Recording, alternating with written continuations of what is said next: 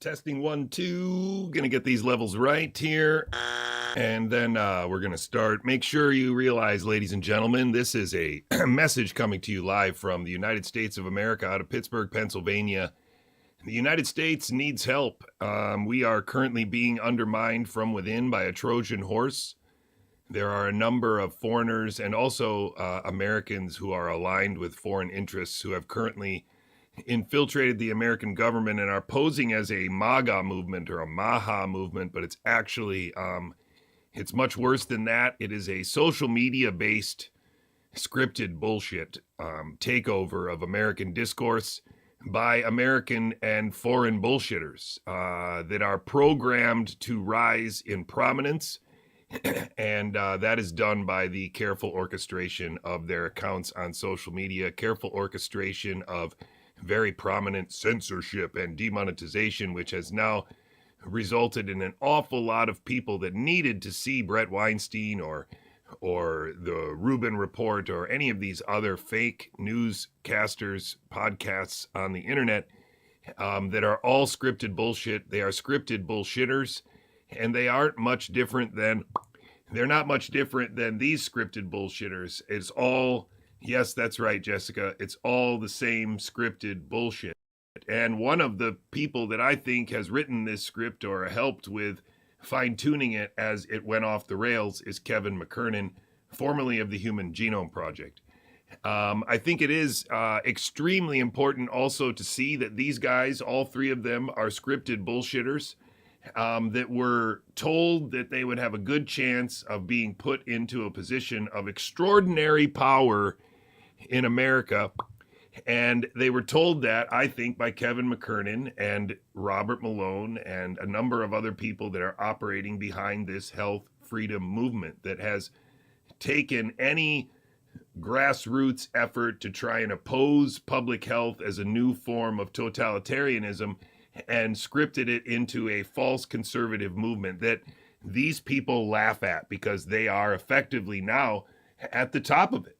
Two of the three of these guys are at the top of the FDA, the very organization that before they were there, they kind of agreed that, you know, maybe the USA would be better without.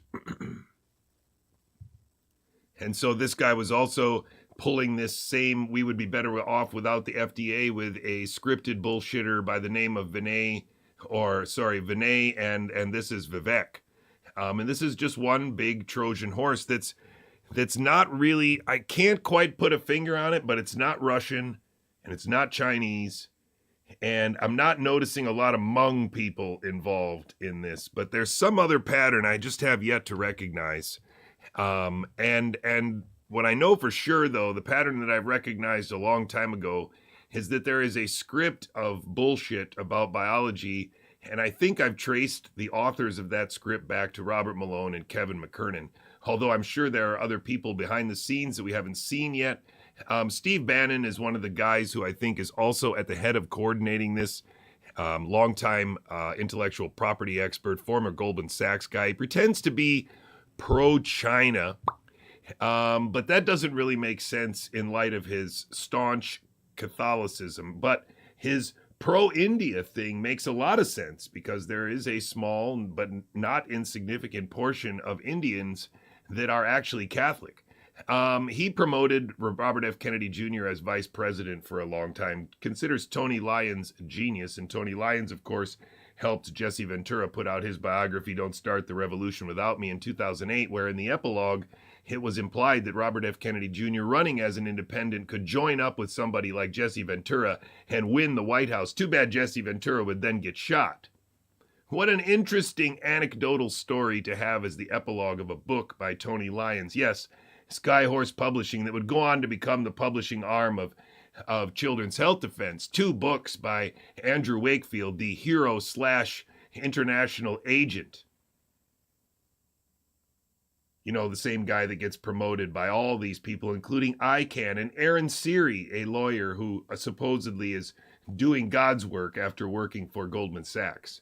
So then we have Brett Weinstein, whose father, like Robert F. Kennedy Jr.'s father, is intimately involved in the updating of the FDA in the 60s around the thalidomide scandal in Denmark.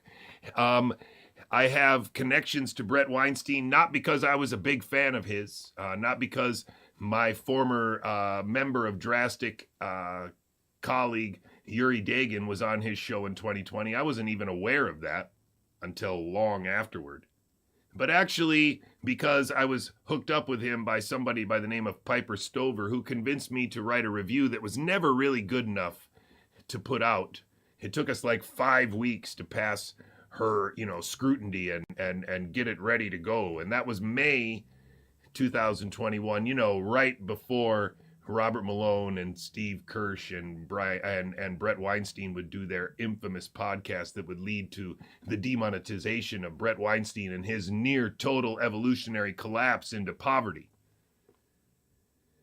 So yeah, I don't know what to say other than to say that this guy is also an intellectual property expert, also was out against the FDA, also saying the FDA was in the way, also saying that these EUAs are just 10 pages of useless paperwork. Also, really, the most extraordinary thing is that he worked on the Human Genome Project as not as a slouch, but as one of the central developers of the robotics that allowed the first fake completion to be faked.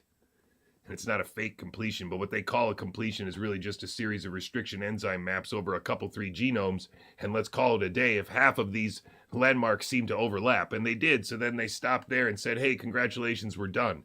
And now they're still doing these, perfunctory, wow, that's weird how words come, perfunctory, we did another thing. We hit another landmark. We had another everything. The only thing they've really done is created infinitely cheaper ways to perform the same trick. And it's not even really that good of a trick.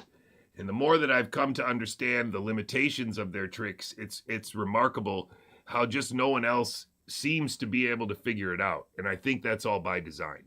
So the first and foremost, person on this list, I think, really is Robert Malone. And Robert Malone ties together so many threads from, Mickey Willis and Judy Mikovits and chronic fatigue syndrome and Robert Gallo and Murray Gardner's lab, all the way to, the first year or so of the development of the lab leak Scooby-Doo narrative with Ryan Cole and Lee Min Yan touring the world. And of course, if he was on stage with Lee Min Yan in 2021 with Ryan Cole, and Lee Min Yan first came out as a dissident to the Communist Party with Bannon in January of 2020, just a few days before he decided to declare it was a lab leak, then that's either a striking coincidence or just a step in a narrative, a step in a performance.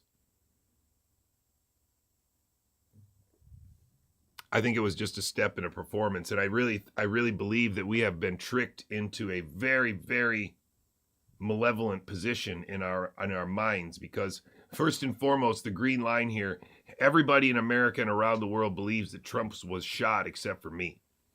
And that's a very big problem, because I don't think he was. I really think that's a mistake to assume that he was. And I have a lot of personal reasons to believe that that's a huge mistake. The first and foremost being that my son goes to the same high school that supposedly this Matthew Crooks went to. And after 365 and many more days, we still don't know anything about this kid or who recruited him or why he was on that rooftop in the first place.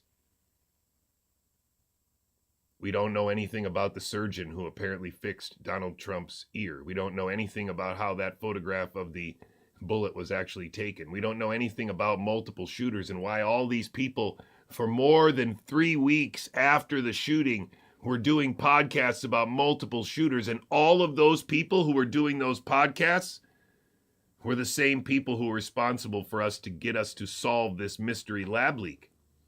Brett Weinstein, Chris Martenson, this John Cullen character who used to work for Oracle, the company that makes all the databases for all of the major bureaucracies in government, the one that everybody bitches about. HHS Secretary Robert F. Kennedy Jr. is supposed to feel like a win. It's supposed to, quell the masses. It's supposed to make us think like now everything's going to be okay. And it's not, because this is exactly where they wanted us. More importantly, you need to see that Robert F. Kennedy Jr. is powerless. The only thing he does when he goes on camera now is say thank you to Donald Trump and tell you how much he's grateful that God brought him Donald Trump. And now we have an Egyptian, UK citizen, Marty Makary at the head of the FDA. We have another Indian kid who supposedly is a medical and scientific genius at the head of the Center for Biologics Evaluation and Research, pushing gene therapy. Sell it to me, baby. And of course, they can throw out all kinds of big terms in the FDA meeting because he was a cancer researcher for a long time. He knows all these T-cell abbreviations. He knows all these weird chemotherapies and all these. He's got new ways to look at trial data, like the iceberg plot and stuff like that. I mean, this is some seriously high-level bullshittery being pulled off by Vinay Prasad, one of the real awful examples of what's being done to America, how positions of power are being given to people who should be obvious traitors, obvious infiltrators, obvious fakes. And instead, what's remarkable about Vinay Prasad is that America's conservative people on the internet were tricked into arguing about two white kids, Casey and Callie Means, and whether they were Manchurian candidates for getting to be in the ear of Robert F. Kennedy Jr. And now they're putting her at what is that position called again? Oh yeah, that's right. Surgeon General. All kinds of power there. Meanwhile, we have a foreigner at the head of FDA. Foreigners. I don't think you can underestimate how dire the situation is in America, because the Trump administration itself was the Trojan horse. Just like the Biden administration was a Trojan horse behind Joe Biden. This is a Trojan horse behind Donald Trump. How else do you explain his chief of staff? How else do you explain his foreign policy? You got to realize what's happening in America, and you got to come to the conclusion that your media in your country is not telling you the truth. America is being controlled, demolished from the inside, and we need help around the world for people to understand that that's what's going on. It's not just Donald Trump. It is a continual destruction of our country for the last 25 years and more, if you count the pre-planning. And in the meantime, you all around the world, including, any country that experienced COVID, has accepted PCR as a standard diagnostic for not just COVID, but for anything. You've accepted sequencing as a way of high fidelity measuring a background signal, which is really wrong. You've also accepted intramuscular injection as proven beyond question as a methodology. That's also wrong. You've also accepted that obviously RNA has huge military potential. That's also wrong.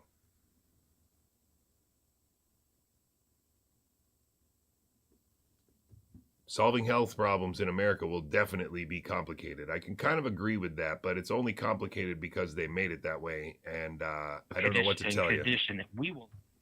Oops. I don't like the word autism. He was vaccine damaged. He was neurologically damaged.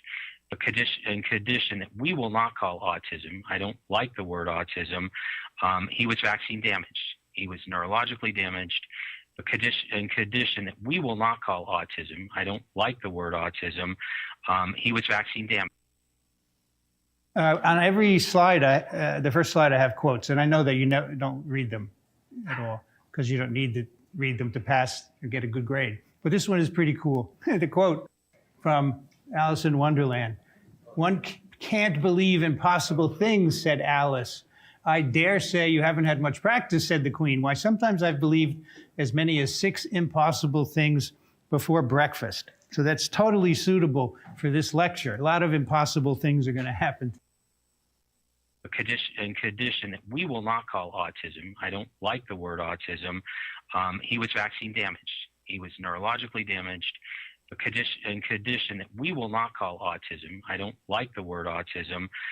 He was vaccine damaged. But you can tell if someone's lying. You can sort of feel it in people. And I have lied. I'm sure I'll lie again. I don't want to lie.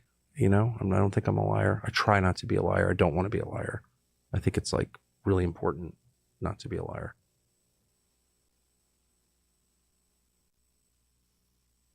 But you can tell if someone's lying.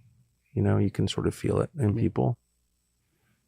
And I have lied. I'm sure I'll lie again. I don't want to lie. I don't think I'm a liar. I try not to be a liar. I don't want to be a liar. I think it's like really important not to be a liar.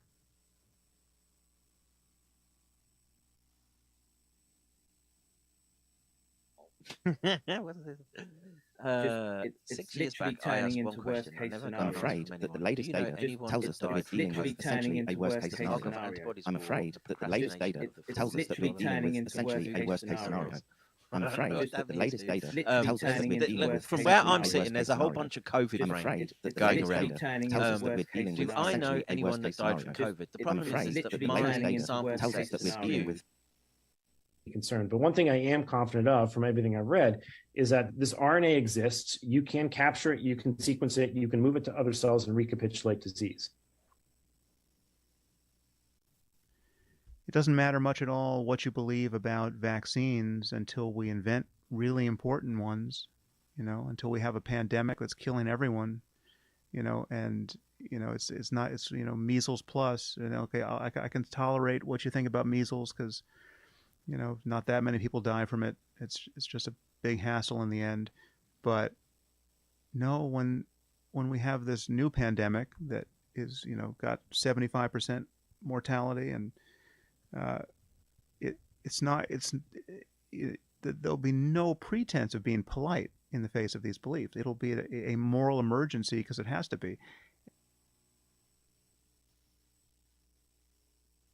Thank you very much for joining me, ladies and gentlemen. This is Gigaohm Biological, a high-resistance, low-noise information brief brought to you by a biologist. I will see you in a couple minutes. Thanks for joining me.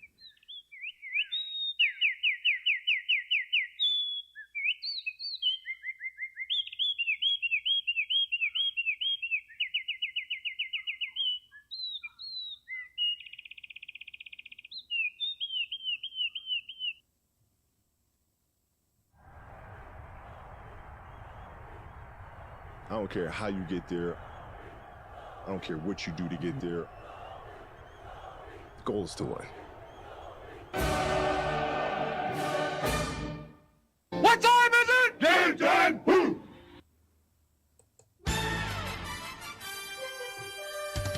It's definitely game time, ladies and gentlemen. We're not messing around anymore at Gigaohm Biological. We got more to say than we got time to say it. And so we're trying to be as efficient as possible around here.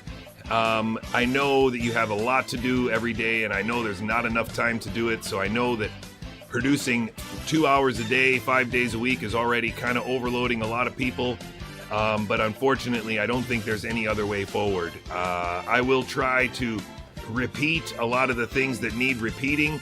One of the ways that you can stay focused on the biology, not take their bait on social media, and love your neighbor is to get off social media, because your neighbors aren't there. That's the only non-compliance that really matters, especially as we set an example for our children. Condition that we will not call autism. Yeah, I don't Brian, like the word autism. He was vaccine damaged. Brian, he was neurologically damaged. A condition that we will not call autism. Brian, I get it. Autism spectrum disorder is a myth. It's used to make sure that intramuscular injection is never questioned as a methodology. Virology is never questioned as a science. And public health is never questioned as a reason. I have no responsibility for the current. Oh, man, there he is again. Yeah, and I think that really you have to see pandemics and gain of function as those same kinds of myths. They keep things behind the curtain. And those that are aware are part of the trap, and they're happy to be part of the ruling class. And if you don't understand why the cheese is free on social media, you are already enslaved. That's for darn sure. Gigaohm Biological is the biology that they ignore. If you want to send something to the house, there is an address up there. If you want to leave a voicemail that I could play online or even answer live, you could call that number. Yes, this is June 6, 2025, Gigaohm Biological, coming to you live out of Pittsburgh, Pennsylvania, in the back of my garage. This is a message for America and the world. I consider myself an American, and more importantly, this is an American-centered stream because my kids live in America. That's the dirt that I live on. Stay focused on the biology, don't take their bait, and love your neighbor. That's the way out of the wave.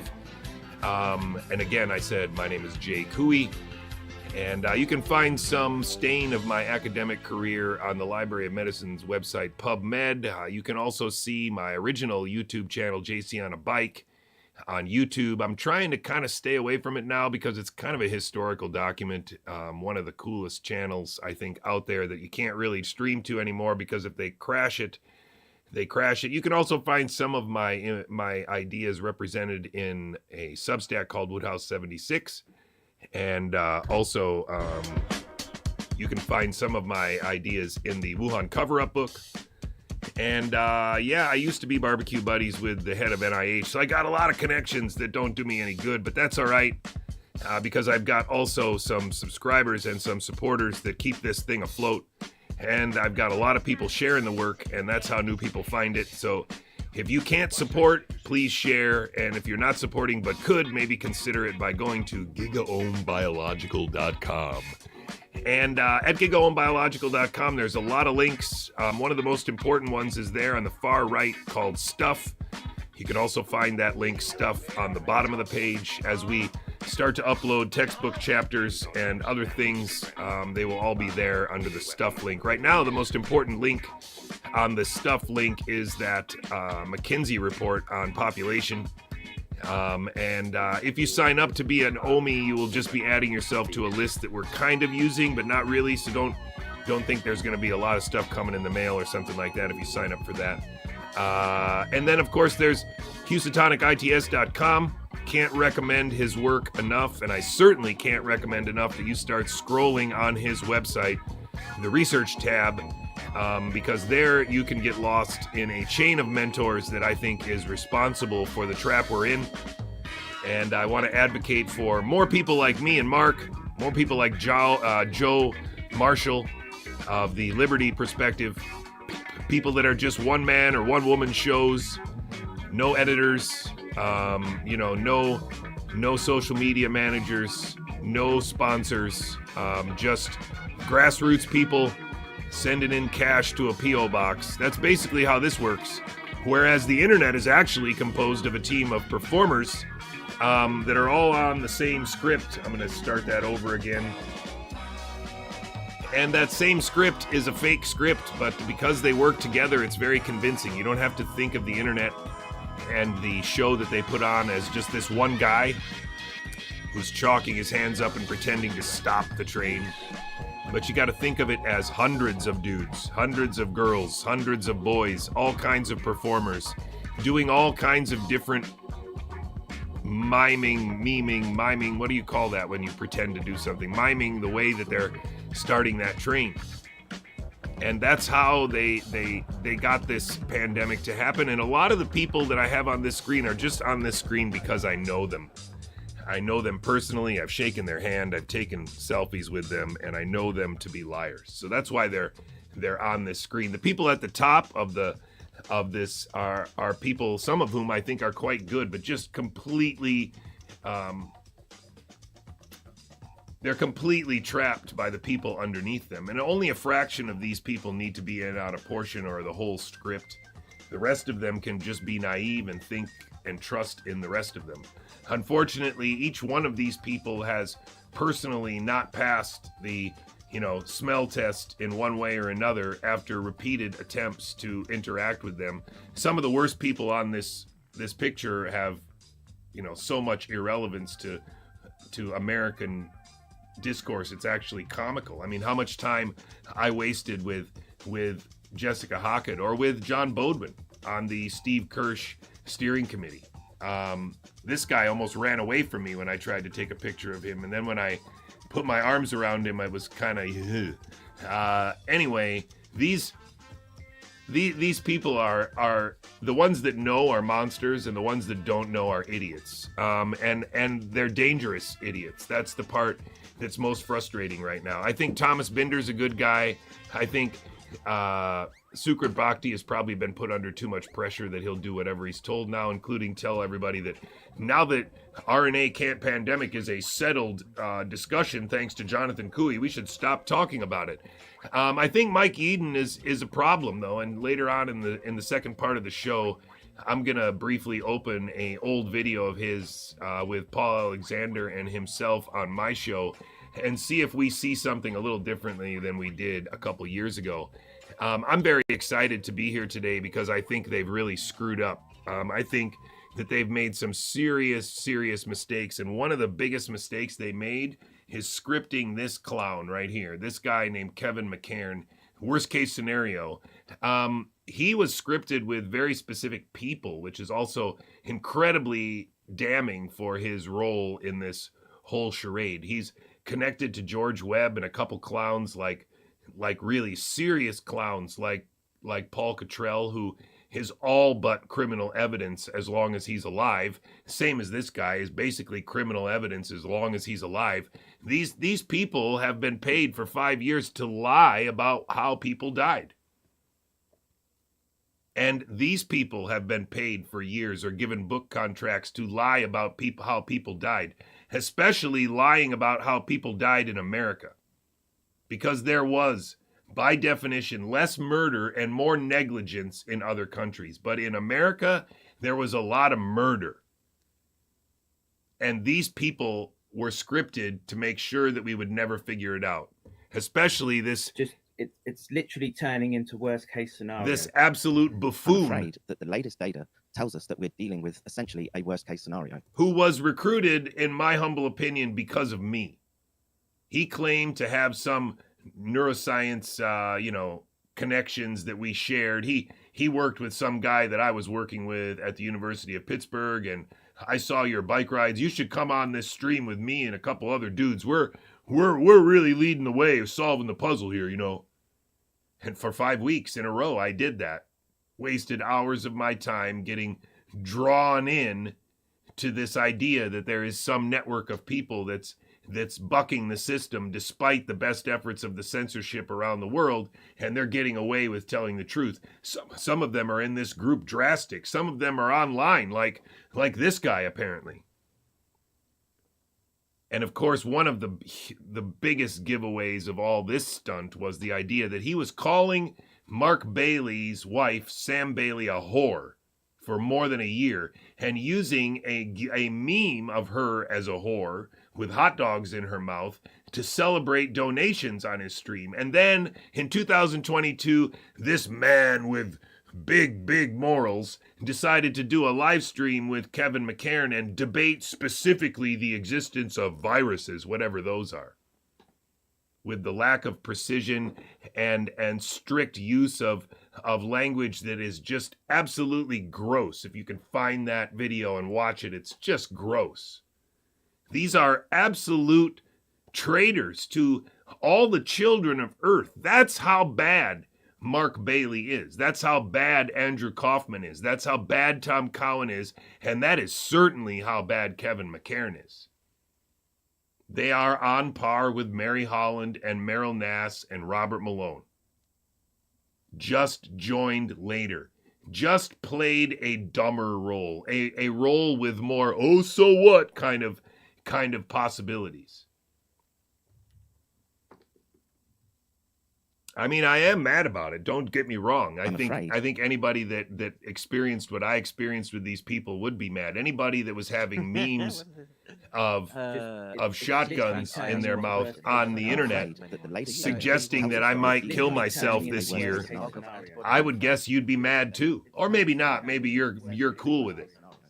Maybe you're cool with Steve Kirsch offering to send you to Japan to work with that asshole, but I'm not cool with it. Maybe you're cool with this guy trying to get me to argue with Andrew Kaufman in 2024 after my Red Pill meeting, but I'm not cool with it. Maybe you're okay with somebody, these people coming to your house over the course of 5 years, from Piper Stover to Charles Rixey to Paul Alexander to Kevin McCarran, but I'm not. Let me play you the other clip to it, because the clip that you guys saw. This was a scripted team of bullshitters. Because in 2021, there's a podcast where they confront each other on consecutive podcasts of this Street MD jackass. And they treat each other with a lot of respect, and they walk around very carefully. It's almost as if Andy Kaufman is on a script provided by Robert Malone. Probably was on Rumble, I believe, but I don't think you guys saw this part. I can tell you clinically, it's different than the flu. People making this argument says, well, it's just misdiagnosis of influenza. I think it's a very different clinical syndrome. The X-ray and CT patterns are distinct. The thrombotic aspect of the illness, the laboratory pattern, it's distinct from influenza. SARS-CoV-2 is a real virus. I don't know if you guys are familiar with Dr. Tom Cowan, Stefan Lanka, Dr. Andrew Kaufman, but these are three medical doctors that are talking about this kind of stuff. And they argue, why can't we isolate the virus through a density gradient centrifuge versus the way they're doing it now? Because they're putting all this other stuff in there, allowing it to decay. And I think Stefan Lanka was able to isolate something that looks like COVID with yeast. Now, I'm just going to throw something out there while we're on this little thing here. I thought this is probably a good enough place to put it in. I'll just do it here. Can I do this? Ding, ding. Did that work? Yes. Hello. I want to show you something, and you know what? Maybe I'm gonna get rid of that screen inset. Okay, so I'm gonna go down here on the floor. I got two books over here. Hold on one second.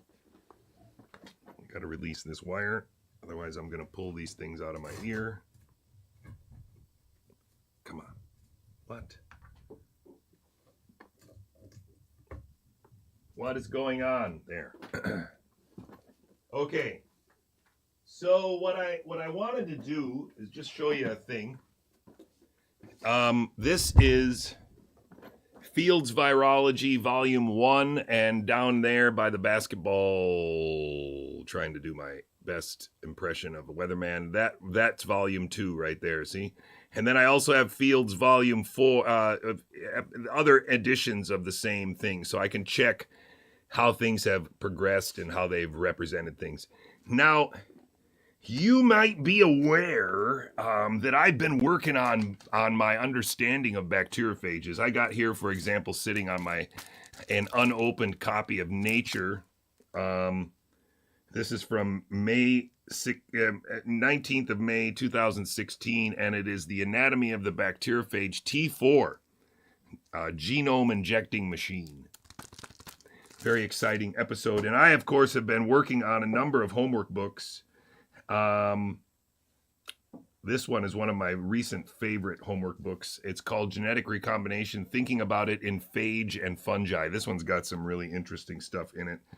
And I've also got like other books. One that just arrived recently is actually not about the T4 bacteriophage, but it's about the Lambda bacteriophage. It's so cool because it's like the bacteriophage Lambda, and it's this whole thick book. And this book was written, edited by A.D. Hershey, the Genetics Research Unit at the Carnegie Institution, Cold Spring Harbor, New York, in 1971, 1 year before I was born. So that's pretty exciting. This is a book about a single kind of bacteriophage called Lambda. You got that? Look at how big the book is. See the book? See how big it is? Big book. All about one bacteriophage. One type of bacteriophage. So, if I look at Fields Virology Volume 1 and I look in the index for Lambda phages, oh boy, let's see. What chapter is that going to be? Where would they put that chapter, I wonder? M. Lambda is an A. Lambda.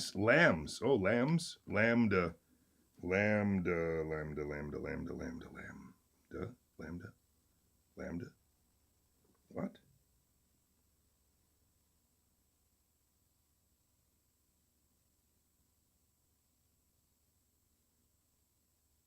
Oh, there it is. Ha! Almost missed it there. This is, let's go over here. Does that work? What? Oh, yeah. Over here. I see it right here. You go down. Lamboid phages, 679 to 680. Okay, so just remember the point I'm trying to make here. The point I'm trying to make here is there's a book from 1971 called, it just got the lambda on the front, and it's called Bacteriophage Lambda. And the book is of significant report. It is more than 700 pages long. 770 pages where the reference start there. They like, look what I'm talking about. There's a lot of stuff, a lot of research was done. And apparently all this research that's in this book can now be summarized in between 679 and 680. Oh, wow. That's interesting. 679, here's natural Lie combination. Lambdoid phages are a good example. Here we go. And oh, there's the end of the chapter already. Holy shit, what? So it looks like to me, it's like 3 columns in a textbook now. What was a 700-page book in 1971 has become a, I mean, look, right? It's less than a full page in this book, but it used to be this book where I'm looking at the wrong camera. Can you think about that for a second? What's happening there? Because there's a whole nother volume of this. It doesn't have anything on it. But in 1971, there was a book this big, and that's just one bacteriophage. Nature has the sequence of another bacteriophage, the T4 bacteriophage, on the front of cover when they finally sequenced it. Isn't that weird? How there's just so much information, but we don't need it. Who cares? All these people were interested in bacteriophages for so long, and then suddenly it's like, you know what? Screw it. Let's write a great big book. There's not even a freaking chapter about them. Fields virology. Okay, so we were talking about virology ineptly with a couple people that were ineptly discussing virology on the same script. So that's what I'm accusing these people of doing. They are on a script provided by Kevin McKernan and Robert Malone, and they are ineptly arguing about the antiquated or uncontrolled or, misinterpreted ways that viruses can or can't be isolated without even coming anywhere near the range of saying that RNA can't do that. Not anywhere near the range of saying because there are no viruses, that means vaccines are murder. Not getting anywhere near saying that if there are no viruses, that means that everything in COVID is murder. But instead staying very focused on not being, I respect my colleagues, but, I beg to disagree. They're just not doing it. It is an absolute malevolent shit show that you see happening here. And I can't stress enough how malevolent it is. So I'm going to let it go now. So that's a big thing that people have been talking about. If they're producing something that has virus-like characteristics from yeast, it's likely to be a budded form or an exosome. In terms of density gradient, you need a lot of virus to pull a density gradient. Right. And the way that's typically done is you need a lot of virus. You only need trace amounts of virus to sequence. We have nanopore sequencing now where we don't even have to amplify. We can just throw everything through the nanopore. So if you have even a fraction of a tiny bit of a signal there, you don't need to be able to see it show up. You just need to be able to separate that fraction out of the sucrose gradient and then sequence whatever's found in there. This is complete bullshit with Ryan Cole and Peter McCullough on board with Robert Malone. in the same year that they were also touring around in churches with Lee Min Yan and some karma doc lady in the audience asking questions about self-amplifying RNA like 2.5 years early. The virus for a long period of time, often in roller bottles, collect very small volumes of fluid. You may pass it through a filtration system to further concentrate the virus, and then put it on your gradient, whether it's a step gradient or a continuous gradient, and pull the band. That requires a heck of... Why is Ryan Cole nodding? He doesn't know how to isolate viruses. He doesn't have a centrifuge in his diagnostic laboratory for skin cancer. What is he nodding like that for? Maybe he's been coached to nod up and down. Because why? Because it's part of the neurolinguistic programming of having 3-on-1. It creates an illusion of consensus.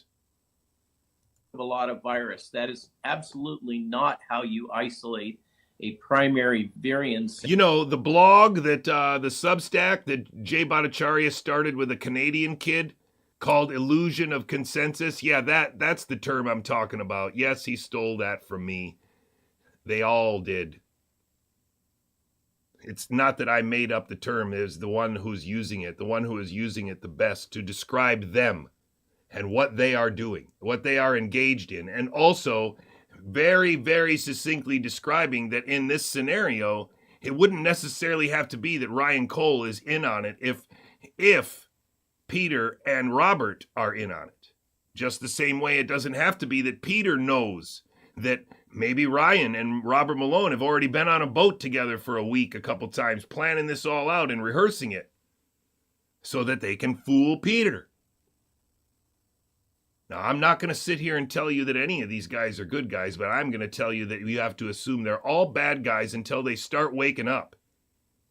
Just like I woke up and apologized for having failed to see that it was an op in 2021 and that I was being played by Piper Stover, that I was being played by Brett Weinstein, and therefore did not save my friends and family from this psyop, but actually kicked them into it.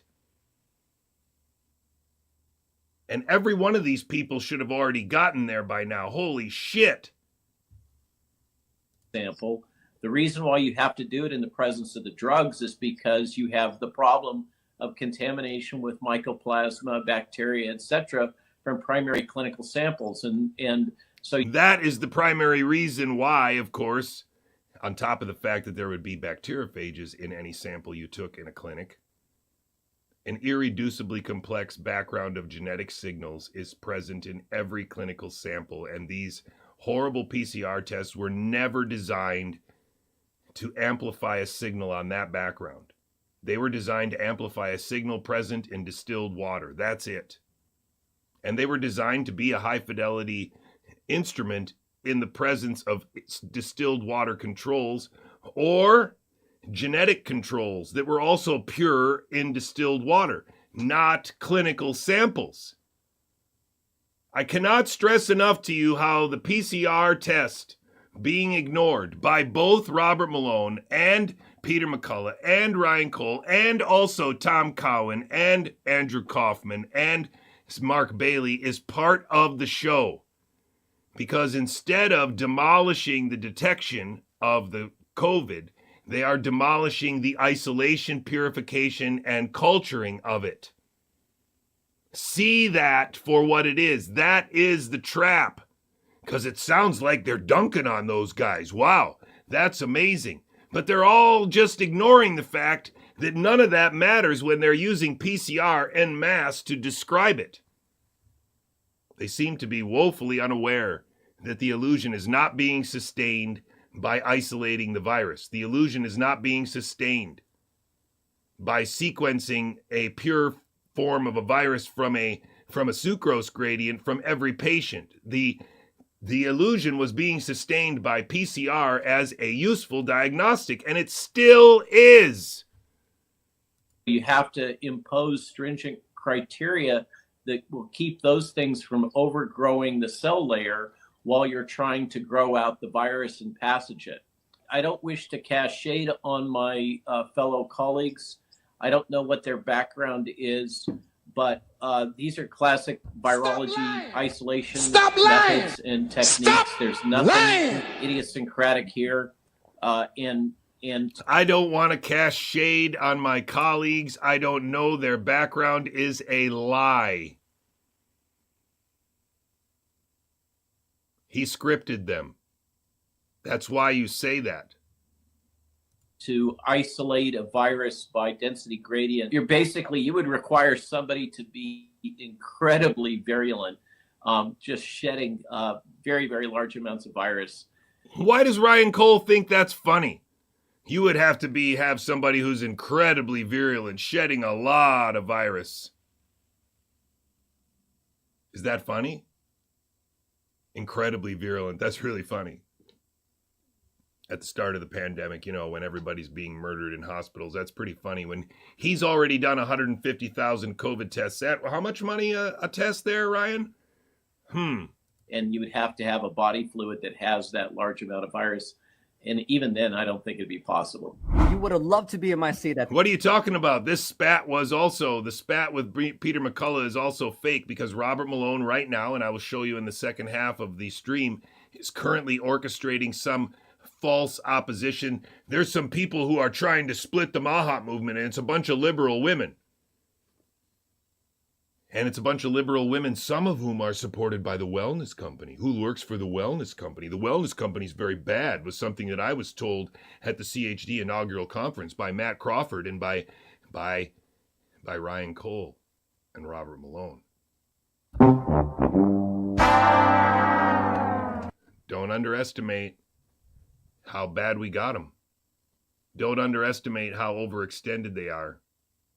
It could even be that they are woefully unaware themselves at how much we have them, how exposed they are, how pathetic they look at this point.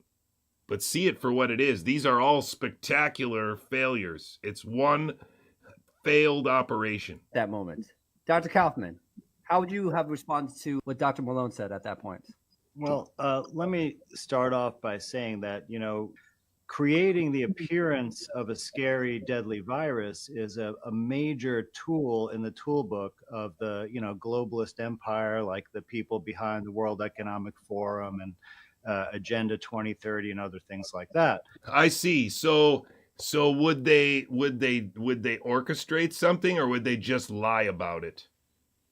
You see, that's the part about this that is extraordinary, because he wants you to believe that a multi-billion-dollar multinational movement to try and enslave the planet is just going to make up shit.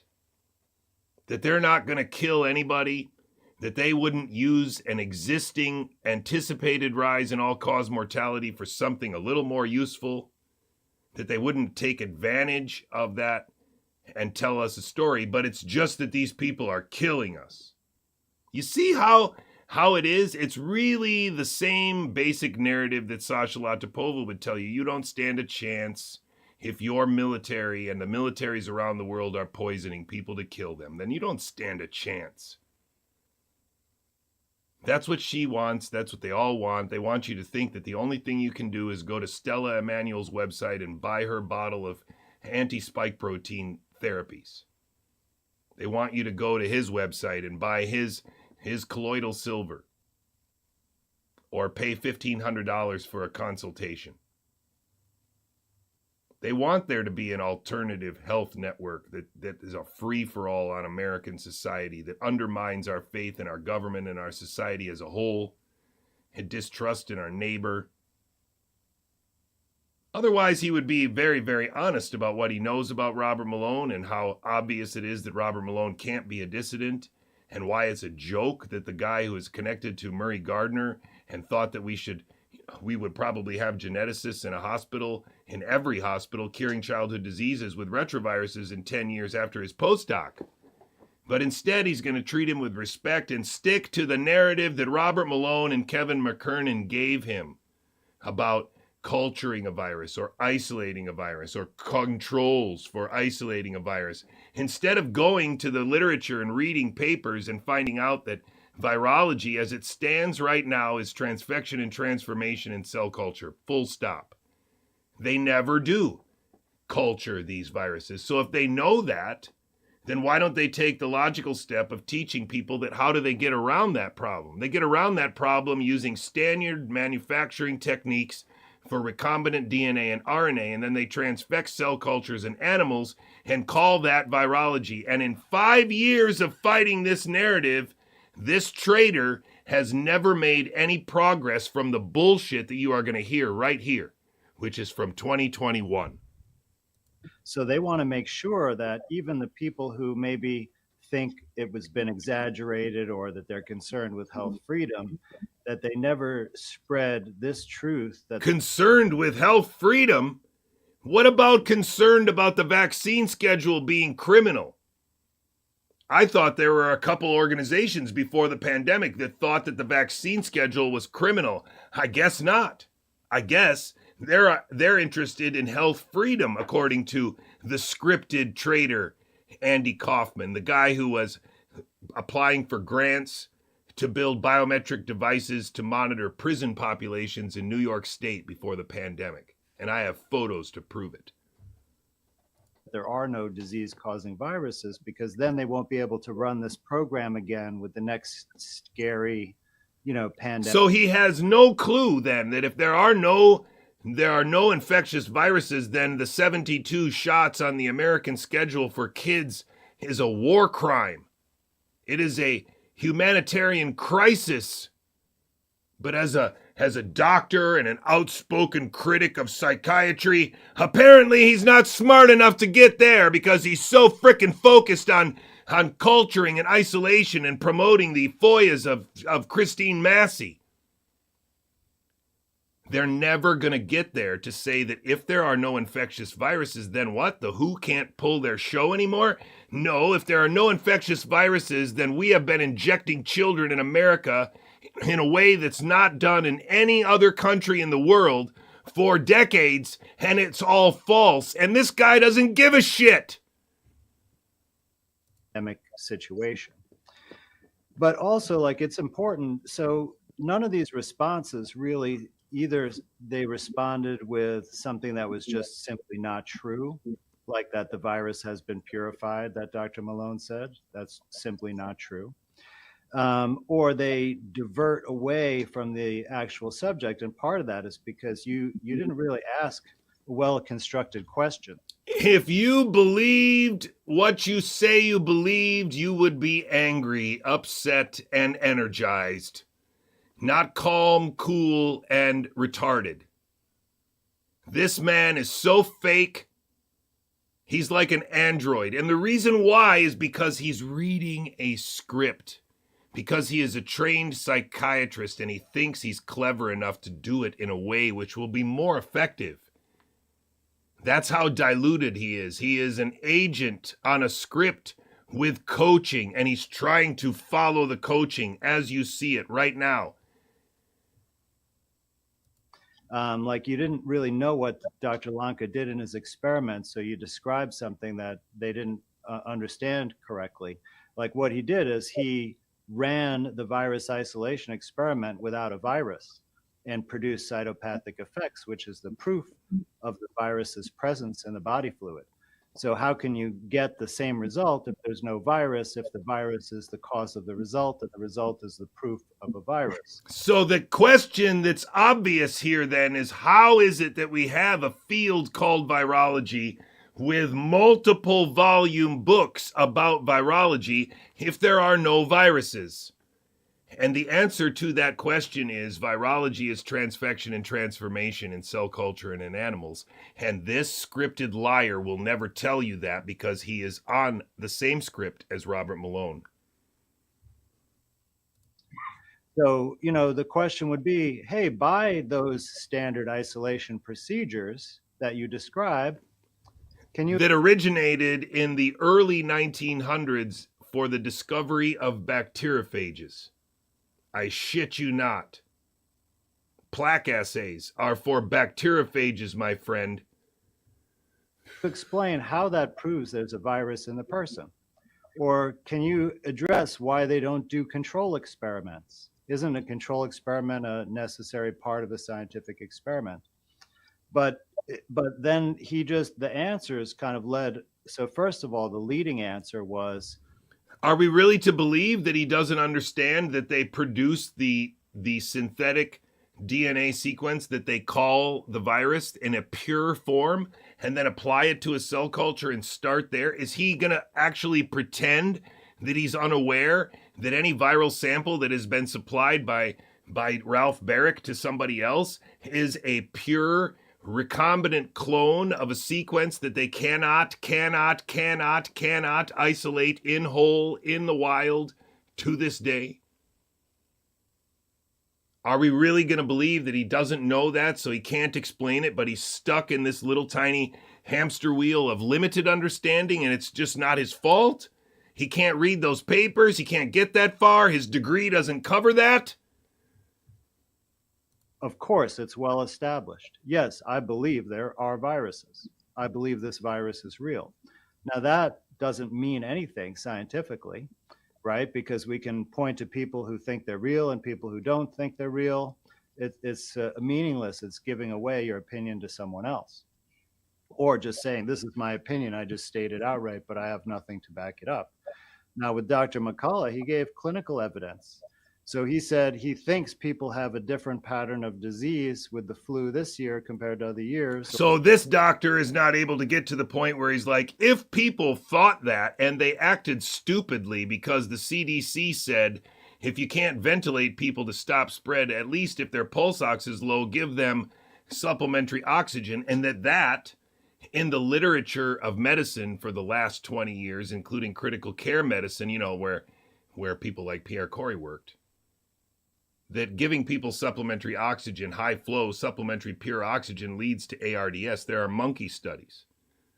Maybe this psychiatrist isn't sophisticated enough to know that murder in hospitals could be that simple, because once you have the acceptance of a viral syndrome for which antibiotics would be inappropriate, and you tell everybody that what they're seeing is a viral syndrome, he couldn't figure out that that might result in a lot of murder or negligent murder or manslaughter, but instead is still very carefully, soothingly speaking this stuff about culturing and control experiments. And I really think that my colleague is just not being honest. A respiratory acute syndrome, but that doesn't mean anything. It doesn't tell you what's causing it. So let's say he did notice something different clinically.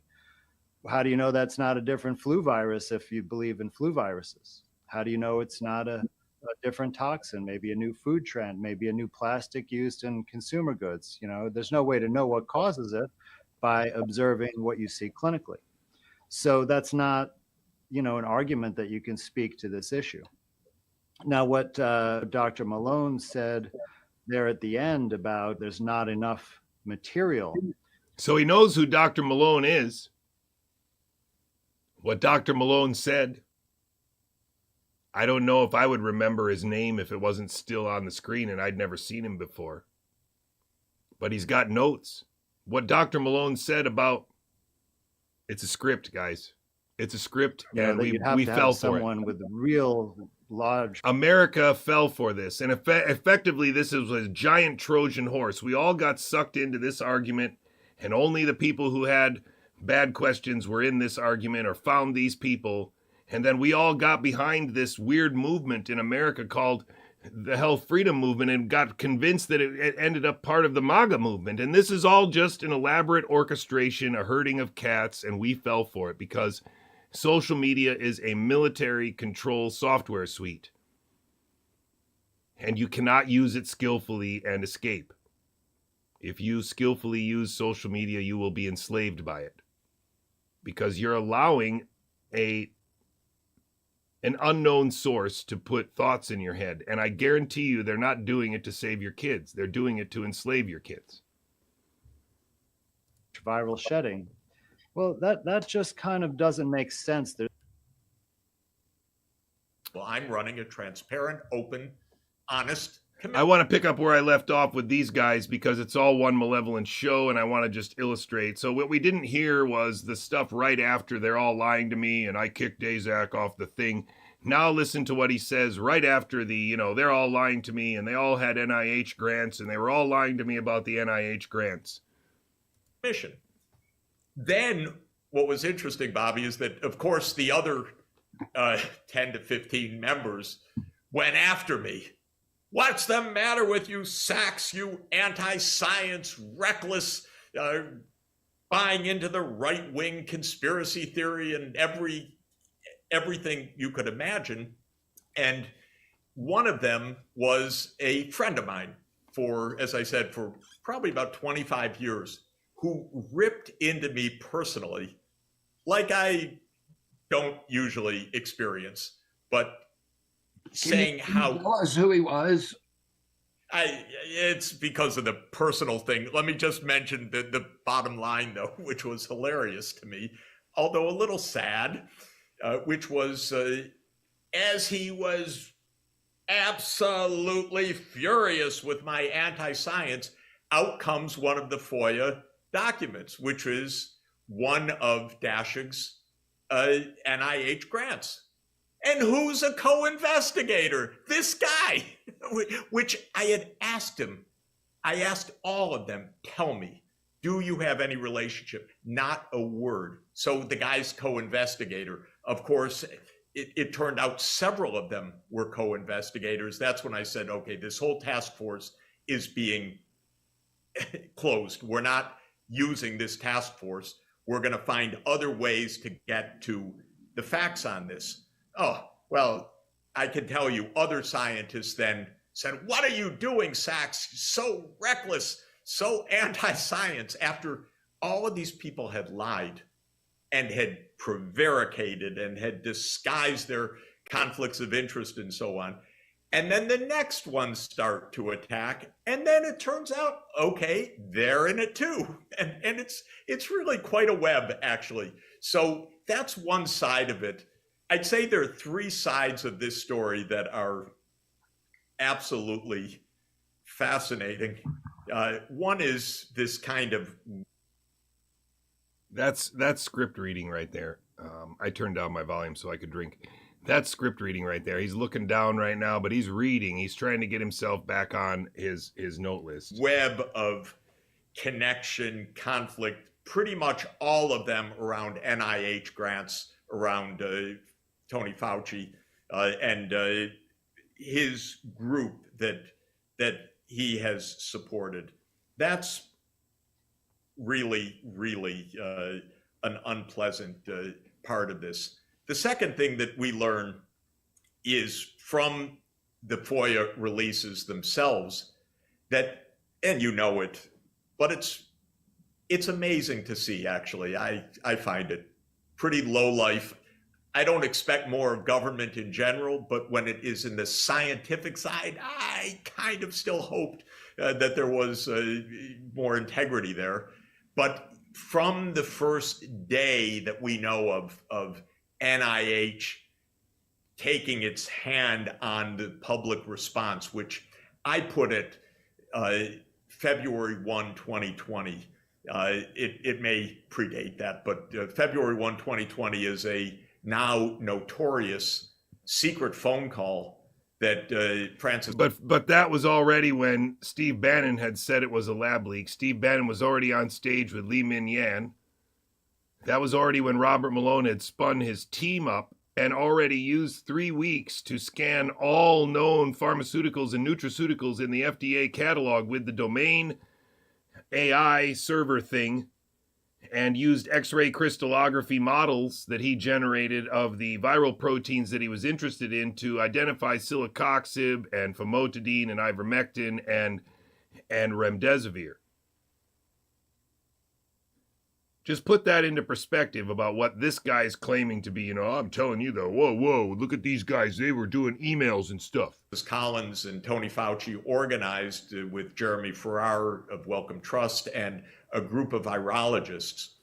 And The same day Francis Plummer was killed in Kenya. That's awesome. That is an AIDS researcher from Canada who was the supervisor of the Chinese spy who was stealing stuff from Canada and Ebola and stuff. That group, pretty much. And she actually had a 3 antibody cocktail that was really good at something that they didn't like it to be good at. And it was also being tested somewhere. I think she was on the cover of Time and stuff. You have to ask Mark about that. I can't keep these people straight. Much all of them said on February 1, that looks a lot like a lab creation.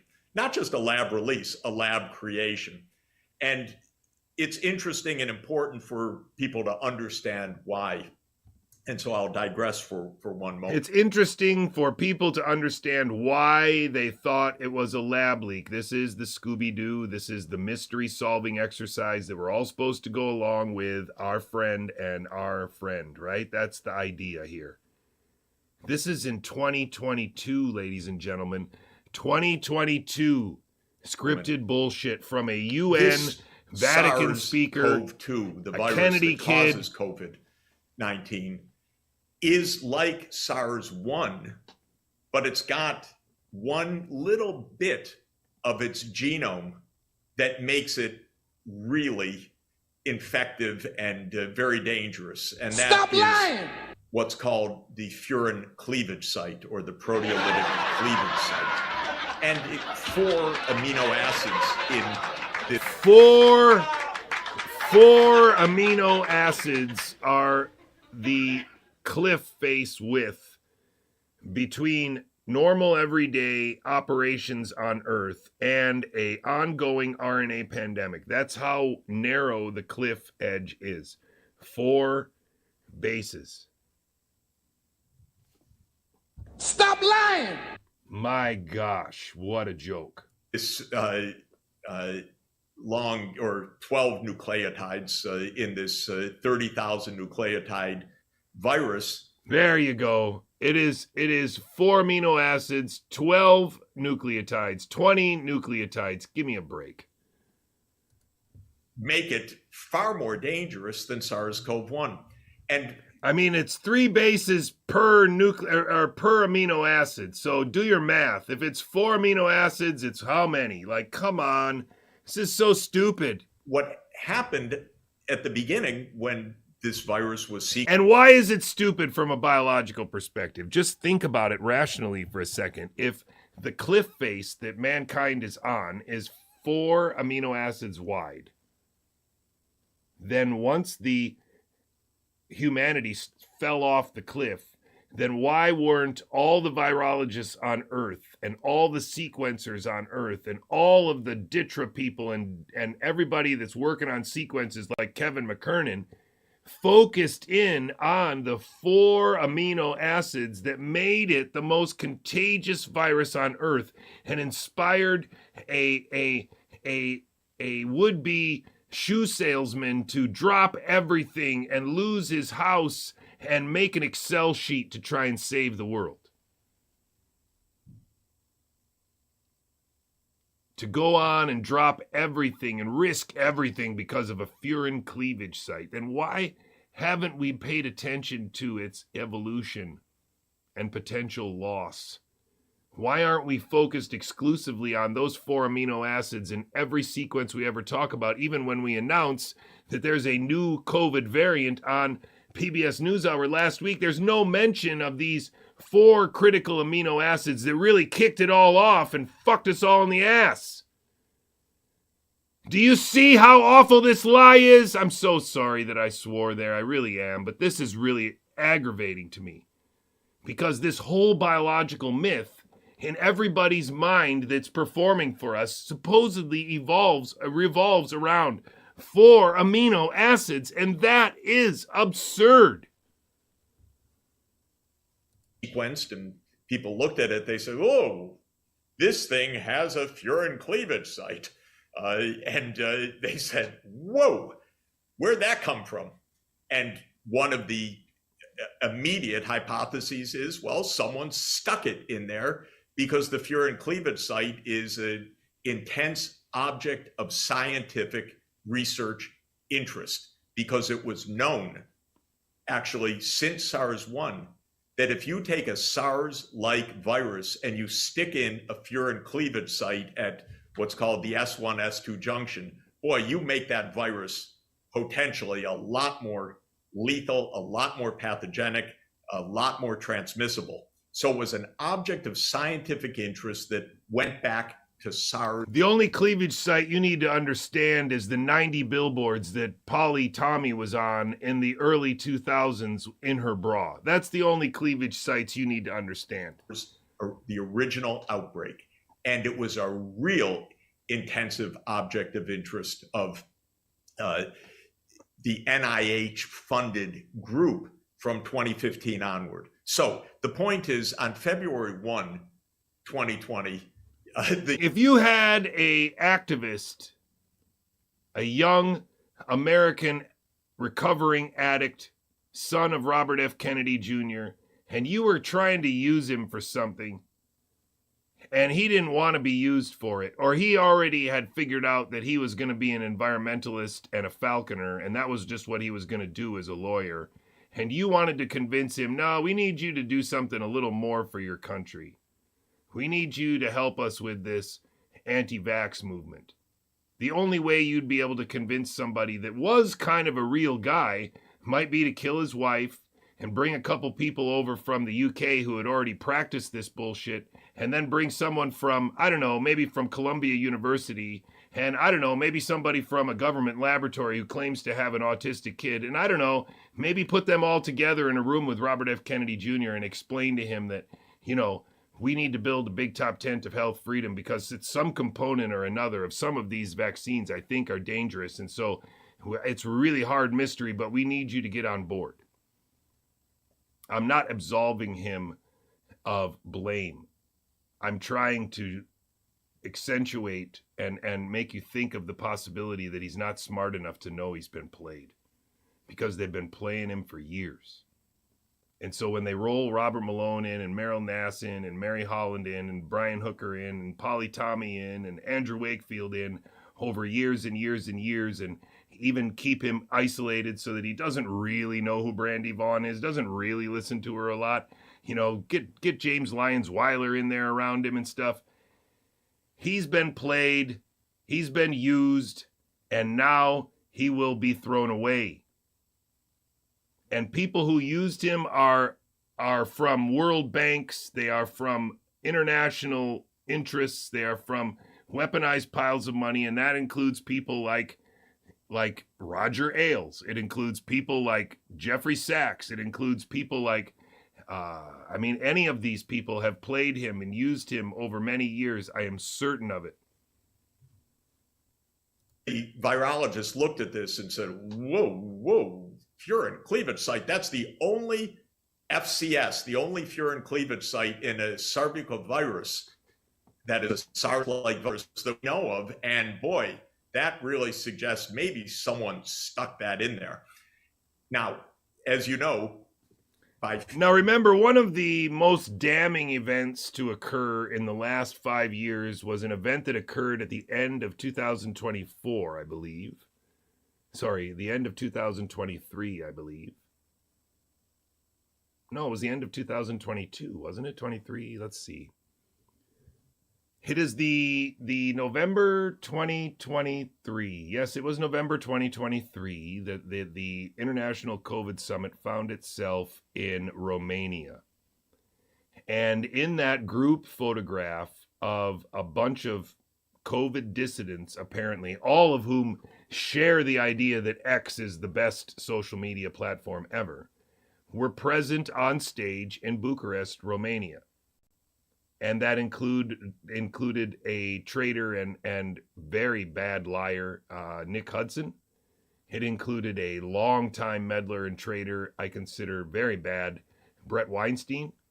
Another puppet of this NATO organized or loosely organized NATO operation, whatever it is, Jessica Rose, Meryl Nass, Ryan Cole, and Denny Rancour, and Stephen Hatfill. Yes, Stephen Hatfill.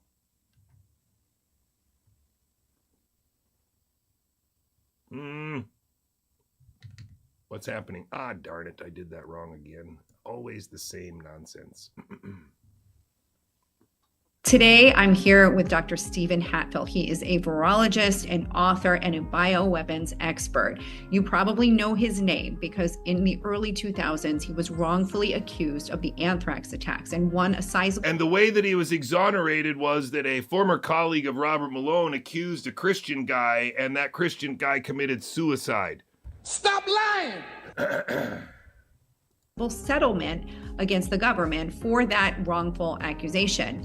Now, he also was known as an early treatment proponent in the first Trump administration, where he was also an early proponent of wearing a rubber apron if you have to treat sick kids and making sure that sick kids had a separate shitter.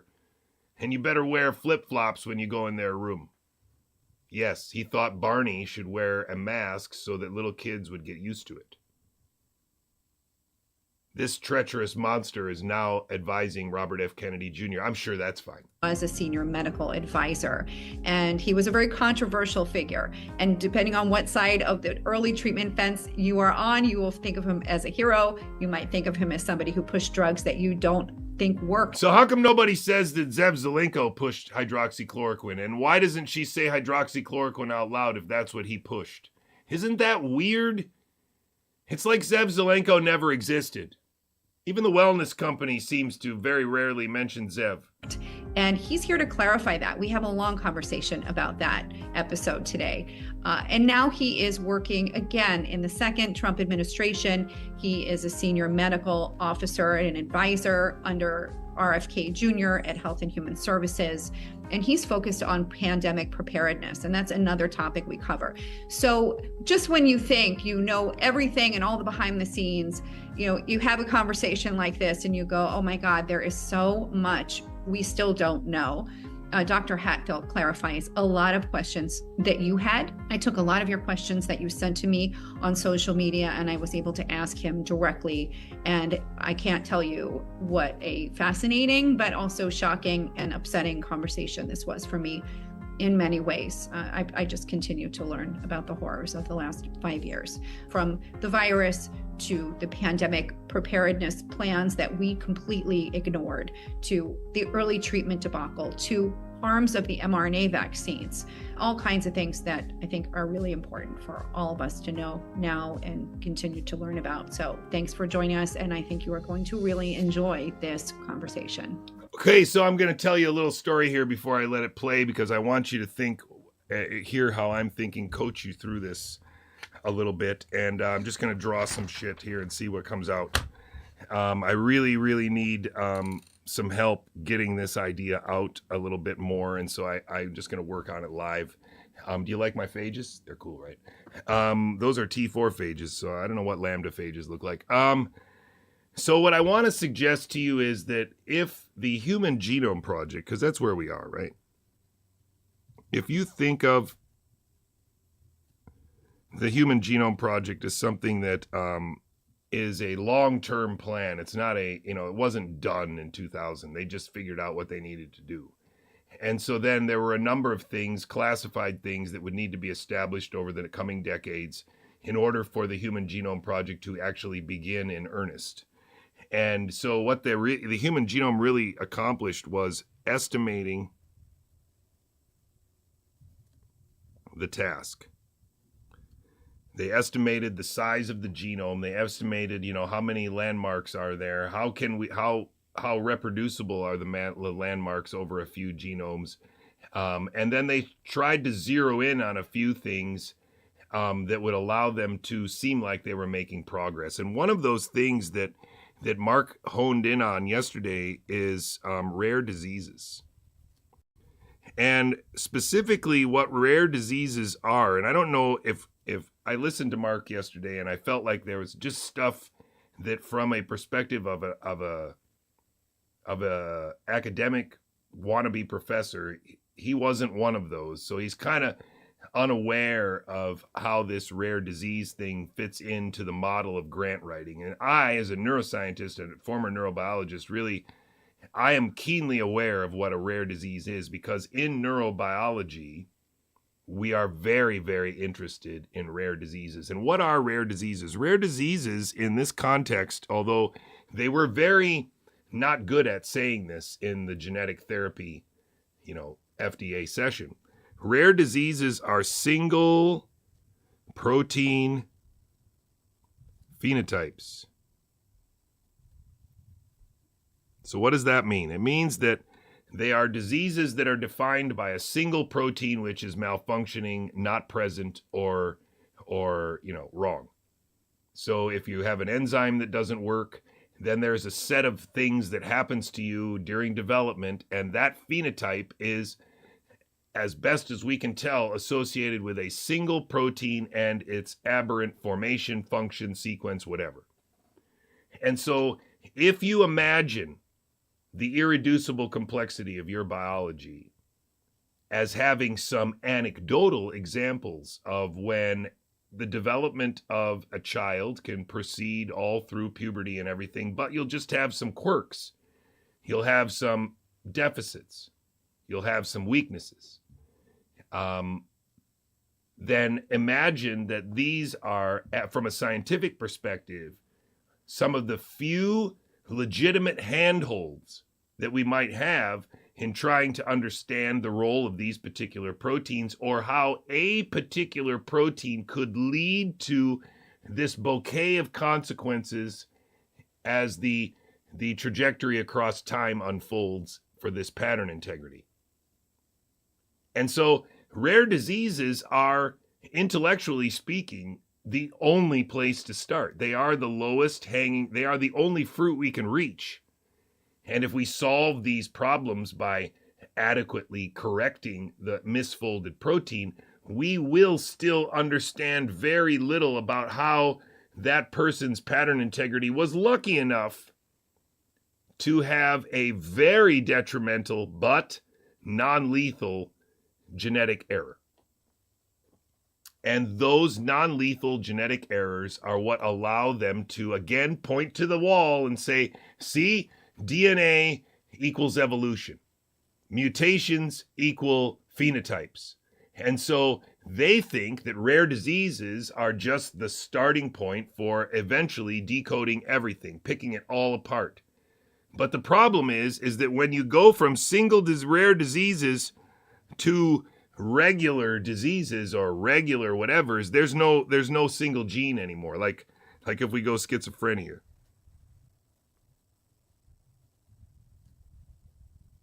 Now there's no single gene anymore. Now there's hundreds of genes that could potentially be, I guess, different in people that have schizophrenia. And there's all kinds of environmental triggers and things like that. And you can smoke cigarettes and make the symptoms of schizophrenia go down. But that's all we really know.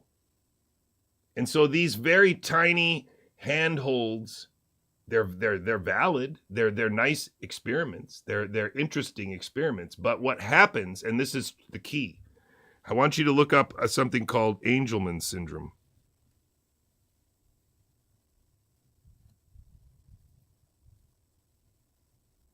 That's your homework. Angelman syndrome is a single protein phenotype in children. It's a devastating condition in children. And when you write a grant about Angelman syndrome, you will say that Angelman's has some phenotypes, or you might even use symptoms, in common with what? ASD. So any rare disease in neurobiology that has some phenotype in the brain could be disingenuously said in an introduction to a grant or an article to have phenotypes and symptoms in common with autism spectrum disorder. Therefore, my work on this knockout mouse is related to our understanding of autism spectrum disorder. And all the people that you saw in that FDA program that Mark did yesterday were people who have been raised and become successful in a career where their understanding of how to use rare disease as a first handhold into climbing into an irreducible complexity. And as long as I'm doing this, it feels good. As long as I can say that Angelman syndrome is kind of like autism, I'm really contributing to all these kids, and I get to have parties about doing it for the kids. I get to work at a children's hospital because I'm doing it for the kids. It's all a disingenuous dance. And many of these academic biologists, these academicians, are too unsophisticated in their understanding of biology to know the level of farce, a level of a farce that their investigation actually is. Never mind that it's mostly in mice, right? So this is where we are. And so what was I going to say about that? Why did I want to? Anyway, let me go back to that picture again to see if I can remember why I did that. Oh yeah, so it's the Human Genome Project, and the whole concept of the Human Genome Project and wanting to convert to transfection. Now it can be, sorry, I did that wrong. It can be transfection of RNA as we are now, or DNA. It doesn't matter which one. I'm going to get messier and messier now for some reason. If you wanted to switch from the traditional intramuscular injection of a combination of substances nonsense to a transfection, the way that you would need to do it is to transfect people with something that worked. Trick people into accepting transfection to something that worked. And how would it work? In terms of the NIH and NIAID and DOD and DARPA and DITRA, it works by producing seroprevalence, and you can't get around that. That seroprevalence is the signal that they have to meet. It is the bar they have to meet. I apologize if that's wrong. Seroprevalence, the presence of antibodies. And so if you were going to make a transfection that produced antibodies, what you would need is a very reliable and universal antigen. And there is a company called Epivax, for whom Robert Malone worked and advised, that was looking specifically for antigens and antigenic sequences, short antigenic sequences that could be put into vaccines and other products to provoke an immune response. So they were looking at these special sequences that are presented on MHC molecules during presentation and the immune response, and looking for antigenic sequences that were especially good at provoking that seroprevalence. And so if you were going to fool somebody with a transfection, what you would do is you would say, hey, let's put an agent in China and let's have her find a sequence, and let's have that sequence have a very reliable, highly antigenic code in it, designed by DARPA, so that when we roll out the transfection as a response to the pandemic, we will be rolling out a protein that we know when we express it, we will get a very reliable immune response, even after several exposures to it. Therefore, we can drive the booster rollout as well. It's a very, very simple combination of technologies that exist with a mythology using people and actors that were already put in place, just in a way that Tucker Carlson apparently has never imagined. And so let's see if what I'm talking about here, the idea of releasing a sequence that actually had built into it a guaranteed seroprevalence generator. Wonder if that's going to be part of this story. Dr. Hatfield, thank you so much for doing this today with me and answering all these amazing questions that I got for you from all kinds of folks around the topic of COVID and biowarfare, which you are an expert on, and pandemic preparedness. Always a pleasure to talk to you. You too. We always have fun on these.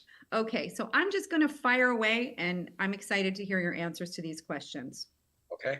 What makes it clear to you as a virologist that COVID was bioengineered? There's a couple of genetic sequences in this virus that we can't establish an evolutionary line from. seems to be a mix of a couple different COVID viruses. It's a nice editing there. What finally sold me was in the Wuhan strain, the sequence that the U.S. was given. Mm-hmm. There's a 20 amino acid stretch up near the sort of the cauliflower part of the protein. Yeah. That if you three-dimensionally model it, it is a super antigen, which is a bad thing to be. And it's a super antigen that's derived from a bacterium called Staphylococcal enterotoxin B. And what this does is that if you get it into your bloodstream, it turns on about 30% of your lymphocytes all at once. This is what we call the cytokine storm.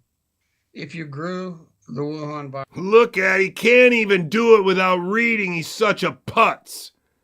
This traitor, monster, fake man.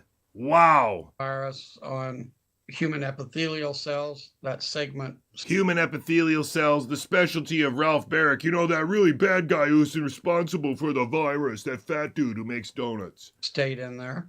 But if you grew it on alternate tissue culture methods.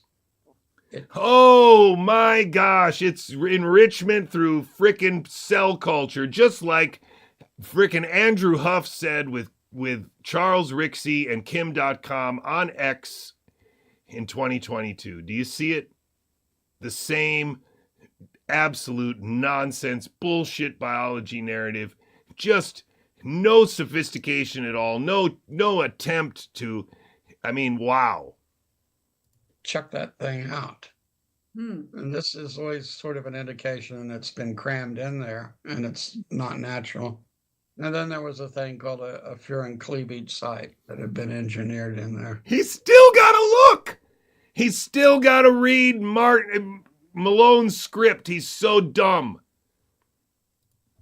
So the spike protein is like a closed umbrella and it's manufactured, but it's got to get through all that cytoplasm in the cell membrane and poke out through the cell membrane.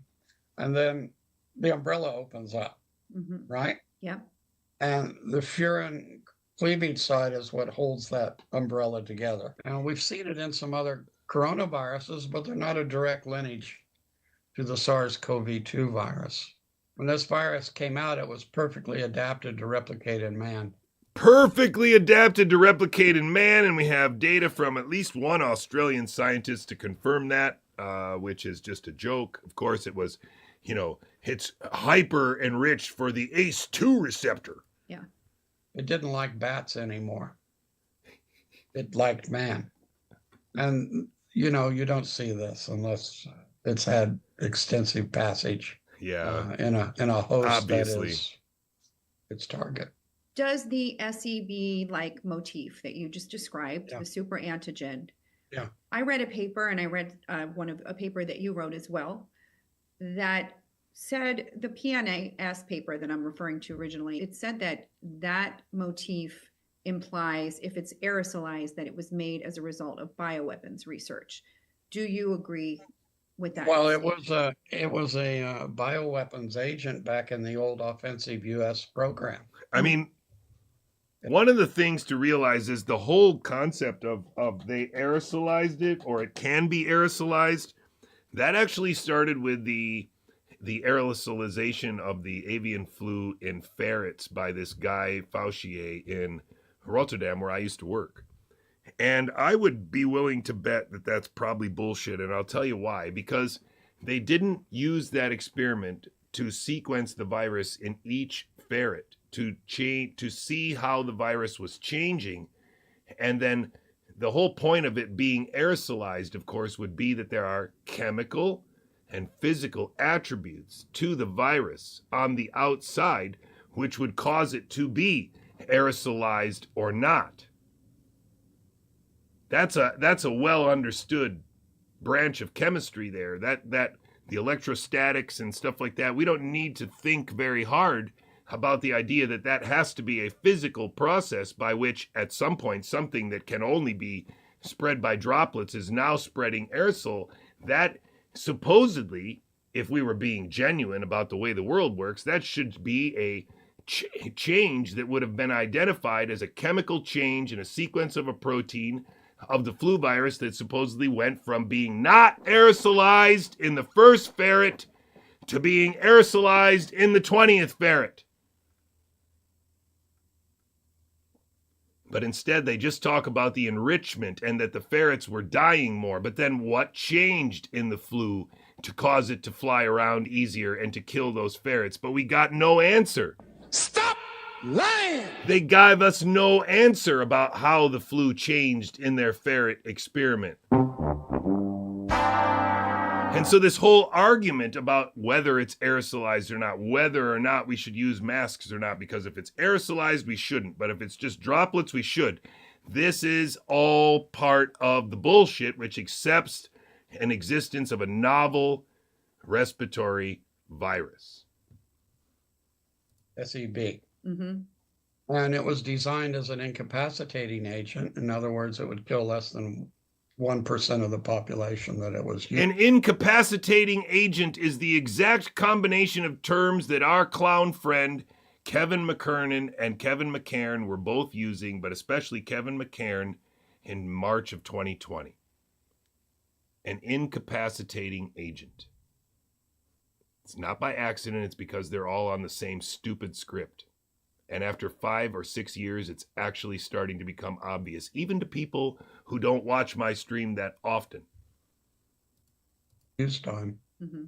There were even plans, we were going to spray it on Cuba during the Bay of Pigs as an incapacitating agent, because if you breathe it in, it gives you a pneumonia from hell. Seriously. If you eat it, it gives you a terrible gastrointestinal illness. They were going to do another agent as well, and then a third agent after that.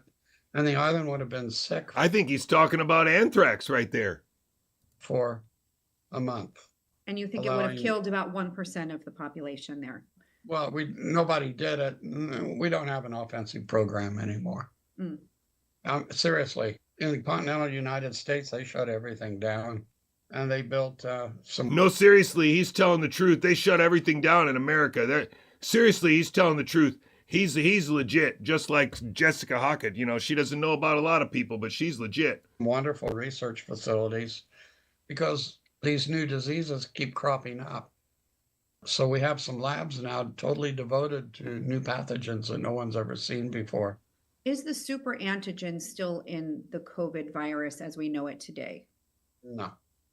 I haven't had time to look at the vaccine sequences, but I'm suspecting in the early vaccines, it was in there. What kind of bullshit is that? You please understand how malevolent this is. They are trying to make you believe that the precision of the code is so precarious that with a change of around 12 bases, resulting in the change of 4 amino acids, we could go from everyday baseball games to frickin' shutdown for 5 years and all the white-tailed deer infected.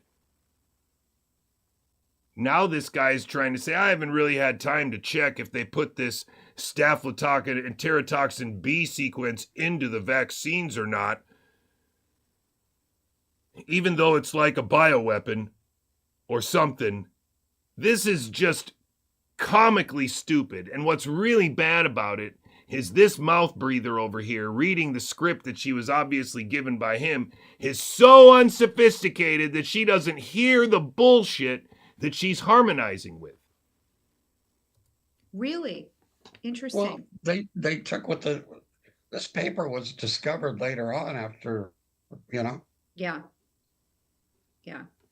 I guess I didn't realize that it was in the vaccine. And what a face. What a monster. What a monster piece of shit. I think this might be one of the worst Americans alive right now. I knew it was in the virus, but I didn't realize it was also that SEB, like... So what I'm suggesting to you is if there was a national security state that was interested in just getting people to buy into transfection, and they wanted wherever they didn't roll out placebo for there to be a testable antibody that would show up and ring true with their lateral flow tests or whatever other bullshit, they would already know what sequence to put in, because some of these sequences wouldn't be antigenic at all. And then doing the whole transfection would be a giant failure. But it only took them 45 minutes from the time that they heard the sequence to have a working vaccine, according to the lady from Moderna in her own TED Talk. That means that something was already there that worked perfectly to create seroprevalence. And that would be by design. Was or motif was in the vaccine as well. I've not seen yay or nay. Interesting. Remember, you couldn't get any vaccine to check. What do you mean? What? This is just freaking ridiculous. It's ridiculous, dumb, stupid, ridiculous. Right.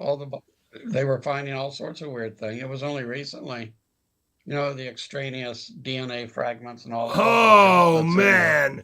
Are you kidding me? Would we need to sequence it? What is he talking about? We just went from staphylotoxin and tetrotoxin B is a signal that we find in the spike protein of this laboratory released virus, but I don't give a shit if it's in any of the shots. I haven't had time to check. Concerned Bad about laboratory practice. Yeah, I'm concerned about that. Are you concerned about DNA? Not that concerned, though. He's so not concerned that he would rather podcast with you instead of figure it out. DNA integration and yes, we weren't by the mid of 2020. Sorry, by the mid of 2021, they had modeled this and they found 4 prion sites.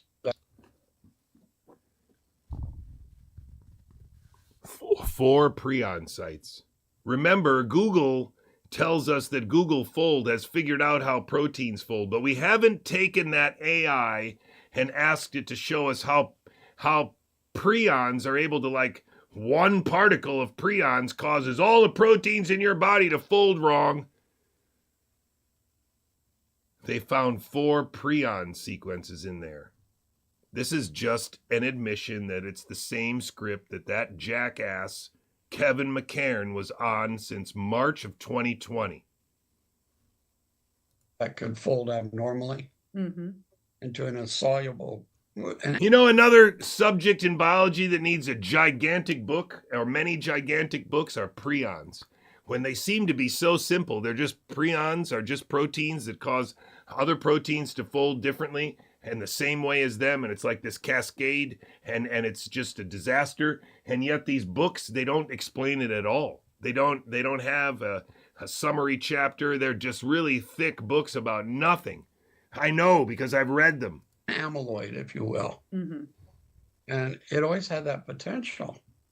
And again, I haven't seen if that's been engineered out of that sequence. Interesting. What is the implication of the DNA, the plasmid DNA in the vaccine? The problem is your cells have a biochemical mechanism called line 1. And when you see a lot of viral DNA floating around, this is a trigger to your immune system. It doesn't like that. It doesn't like the methylation on it. And what it will try to do is grab part of it, turn it into, if it's RNA, turn it into DNA, and it ends up going back into the chromosome as a transposon. So did he say that the viral RNA is methylated? Because I think he just said that, and I don't know if that's true. I've never heard that before. That was really bizarre. And now he's talking about some enzyme that's gonna reverse transcribe the RNA to DNA and put it into your genome. Transposons are jumping genes. Like maize, like real corn, and it's all different colored kernels. Sure. That's what gives the different colored kernels. Ah. Lady named Barbara McKendrick got a Nobel Prize for finding that. These are segments of DNA that can jump in and be Did he say someone by the name of Kendrick got a Nobel Prize for that? That's an interesting name that I know from Brian Hooker 2020 podcast, huh? Pressed and then jump out. But sometimes when they jump in or jump out and re-jump in, they end up next to an important gene involved in cancer. I see. It does seem like there's a lot of concern about the virus causing cancer and potentially the vaccines being oncogenic. The vaccine particularly so. One of the ends of the viral genome has something like a SV40 enhancer on it. And this is so pathetic. I don't know if he's just tired or if he's really old, but this is really pathetic. And it's pathetic because they never planned to be here. They never planned for him to have to go to Romania and meet Nick Hudson and Denny Rancor and Brett Weinstein and Jessica Rose and Robert Malone and Jill Glasspool Malone and Meryl Nass all on the other side of the earth. They never planned on having Robert Malone do 6 consecutive international COVID summits. It was all an improv addition to the plan, because this narrative is way, way out of their control now, and they are about to be exposed as traitors to America in cooperation with people from India, setting up some kind of weird Trojan horse where the FDA could either be effectively neutralized, undermined, destroyed, and HHS secretary would be occupied by a puppet. this makes certain genes express His stronger. puppet. Can you explain what that is? His puppet, Robert Malone's puppet, Steve Bannon's puppet, Democratic Party puppets, weaponized piles of money puppets. That's all these people are. Kind of like an afterburner for gene expression, like an airplane, all the flames come out. The thing goes faster because you're just pumping fuel into it. Mm-hmm. Kind of like that. Sort of a rocket assist. Wow, But it's really? this random out of the gene, into the gene, that and random insertions until you disrupt something that's like a pre-oncogene that's very carefully regulated, like a growth gene. And suddenly you get overexpression of this, things like C-Mic, this type of thing. And we find these abnormalities in a lot of tumors. We're also finding spike protein in the tumors months after vaccination. How can we know whether it's from the vaccine or from the virus? The vaccine has one of the base pairs of the genetic code is a pseudouridine. It's not really uridine, it's pseudouridine. Okay. Because RNA molecules are very, very, very fragile. And there's enough RNase enzymes on your hand. If you're just like working with no gloves and not under a laminar flow thing, mm-hmm. You wonder why you don't have any RNA virus left. It all got degraded like on the tinfoil that you were using. But if it's got a fear and cleavage site, then look out. See how stupid this is? It doesn't make any sense because it's a lie. Because these ideas are incongruent with one another. You're trying to tell a story that has no biological basis in reality, that RNA with the right set of bases can cause the production of proteins around the world and go endemic. This man is a monster, he's a liar, and he's working for the same deep state that Peter Daszak and Tony Fauci and Richard Ebright and Robert Malone and Meryl Nass and Mary Holland, they all work for the same national security operation in America. Play things, and it just got chewed up. Uh-huh. So to make it resistant to these environmental RNAs, and your body has a lot of them floating around. This guy is actually an advisor to the Thorpe-led My Cycle Story website. The My Cycle Story website is put together by two probably meddler ladies, and they chose to work with Thorpe and with Hatfill on that project, which is just, of course, ridiculous. Just looking for stuff like that to chew up. So to make that resistant and prolong its stay inside the cell, making the spike protein, they put an altered base pair in it, and now you find out you can't tear the thing apart. It lasts for at least a couple of years in some people. Wow. But why does he say base pair? There are no base pairs in a single-stranded RNA molecule. Excuse my language, but what the fuck is this guy talking about? Do you see how awful this is? He's not even keeping his shit straight. That's how bad they are right now. How bad we have pushed them. They can't even keep their shit straight. So do we know, have these tests been done to sort out whether it's the spike from the vaccine versus the spike from the virus? My understanding it is this spike from the vaccine. How would the methylation of the mRNA have anything to do with the spike from the vaccine or the spike from the virus? That's just stupid. Why would she even ask that question? That's just stupid. She asked that question because she was frickin' scripted to ask it. Stop lying! Wow. I don't want to talk too much about pre-published material, but studies are now have definitive evidence that this is jumping in to select chromosomes. What is the propensity for the virus to do any of this aside from the vaccines? We're not having a dramatic cancer association with just the virus, is my understanding, but we are with the vaccinated people. And you're finding this vaccinated induced spike protein in the cancer cells. And this has already been published. We can find this information out there because people are going to write to me and say, where can I see this? There's a few papers out there. Mm-hmm. Some are done in tissue culture. Mm-hmm. That's an old paper. They'll be able to find that. Okay. I think it was done in liver cells. Mm-hmm. Like really early on, 2021. I could probably haul up a reference, if I go back and look. Okay, we can do that later. But yeah. So, and now we've got actual autopsy material that's, being analyzed and stained, and you can see this stuff in the tissues. If COVID is considered a bioweapon, who would possess the antidote if one exists? And does one exist? There is nothing for this. Nothing. No. There's nothing for this.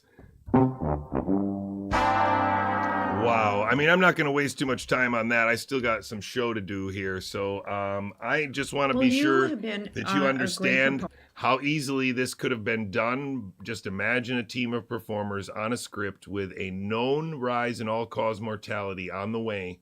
And then they orchestrated all the performers necessary, all the laws and all the administrative things got ready before the pandemic. They put people in place. They even killed Brandy Vaughn just to make sure that this would stay on the rails and that people would accept the novel virus that was killing millions of people, not the anticipated rise in all-cause mortality around the Western world, but a virus was killing all these old people in homes and in the hospital and occasionally a young person.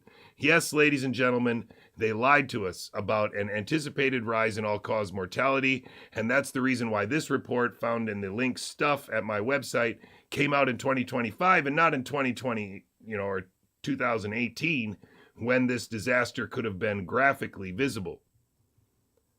So they did it using a long list of crafty ways, but the number one way was anybody that came into a hospital could have been offered supplementary oxygen if their pulse ox was below 96. And that is precisely the protocol of the FLCCC in 2020. It's also the protocol of Richard Fleming in 2020. If you have a low pulse ox, you should go to the hospital. And if you went to the hospital with a low pulse ox and they gave you pure supplementary oxygen in your nose or with a mask, a certain percentage of those people would develop ARDS, possibly pneumonia. And if it was labeled as COVID and not treated with antibiotics because it is a viral syndrome, then that's murder. That's what happened to Grace Shara. That's what happened to Leslie Batt's husband. That's what happened to a lot of people that are not being held, are not being brought to justice because of these meddlers that will not look back at 2020 and identify the obvious signal of murder that it is.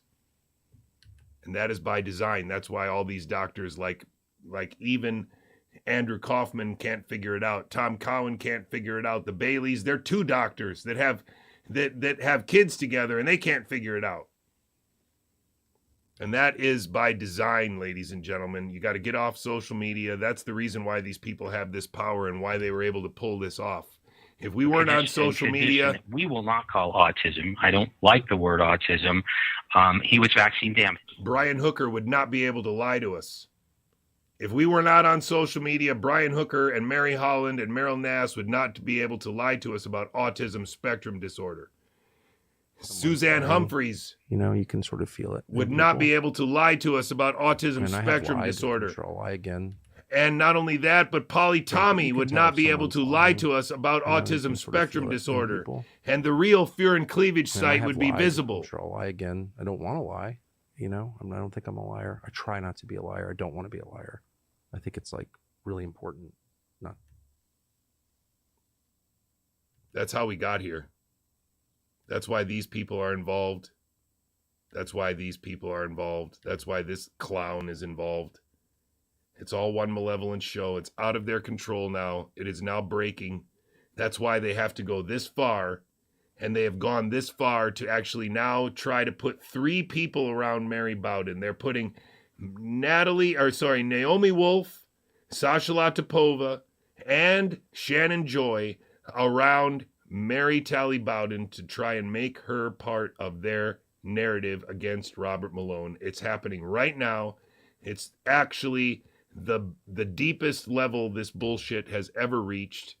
I am shocked at this team of performers and their absolutely limitless ability to lie. It is scripted bullshit that you cannot possibly understand unless you work hard to understand the history of these people. You got to go all the way back to 2013 to find Brian Hooker still telling the truth. You got to go all the way back to 2015 to find when Mary Holland and Paul Offit started the show together. You got to go all the way back to 2016 to find out when ICANN started on April Fool's Day and when the Vaxxed movie was put out. You got to go all the way back to 2018 if you want to know when finally they convinced RFK to focus on vaccines by changing the World Mercury Project to the Children's Health Defense with Mary Holland and Meryl Nass and Brian Hooker. You got to go back to 2019 to find times when these people were all putting this narrative out. Mikovits, James Lyons Weiler, Mary Holland, Brian Hooker, all making the big top tent of health freedom, all unable to tell you that intramuscular injection is not medicine, but instead that it's some component of the injections that's the problem. You got to go back to 2020 before you're going to find any reference to Brandy Vaughn, and then not after her death, just before. And you're going to have to go back to 2020 if you want to hear a video where Brian Hooker is telling you that COVID is real, that it spreads asymptomatically, that we should wear masks, that the antibodies are a sign of immunity, and that they're not testing the vaccine enough. Stop lying! And of course, there's 5 more years of performance of all these people that will reveal them as part of this show.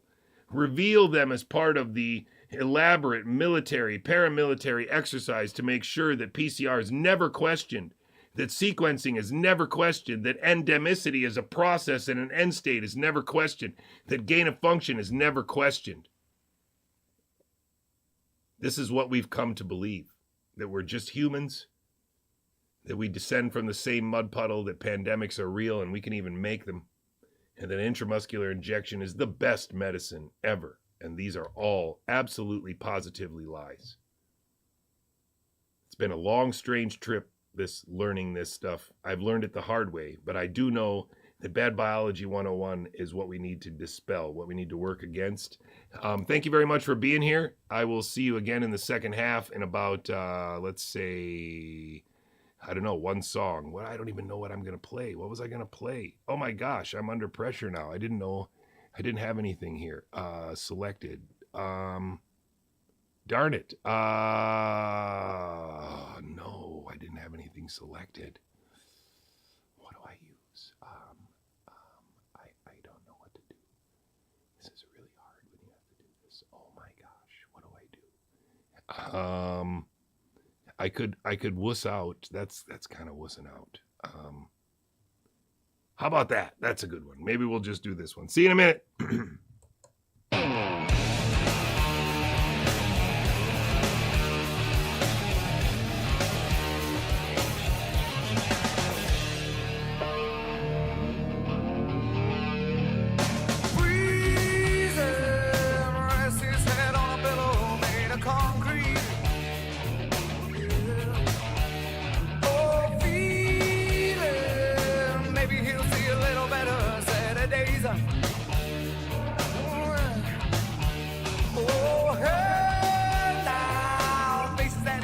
time again, ain't that familiar? Ooh, yeah. Oh, no, friend, he can't help when he's happy, looks insane.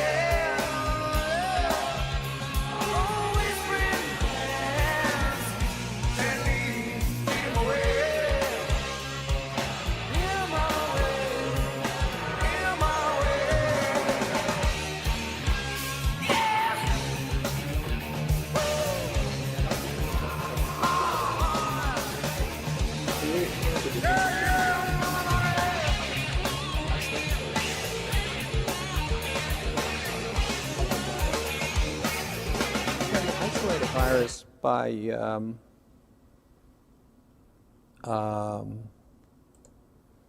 that was the crappiest finding cut a virus ever. which Sorry about causes a that. Darn it. disease. You purify a virus by making a lot of, just by purifying it so you get a pure virus. Okay. I don't understand what the Well, they issue. they interchanged the two, and I wasn't sure I see. If it was the same thing or if it was two totally different. No, it depends on how they use it. Okay. Can you explain the process of HIV isolation? Well, didn't Dr. Gallo do that? He actually isolated it. So, Yeah. why should I do all of this? This is all textbook stuff you're asking me. righty then. Let me get over here. Bing, bo, bang, boom. Welcome to the second half of the show, ladies and gentlemen. This is Gigaohm Biological, a high-resistance, low-noise information brief, brought to you by a biologist and brought to you by all those people on the left side of the screen over there. Yes, if you want to share the stream, please share that stream.gigaohm.bio there. And I'm drinking a lot of water, so that's why I sound like I'm burping.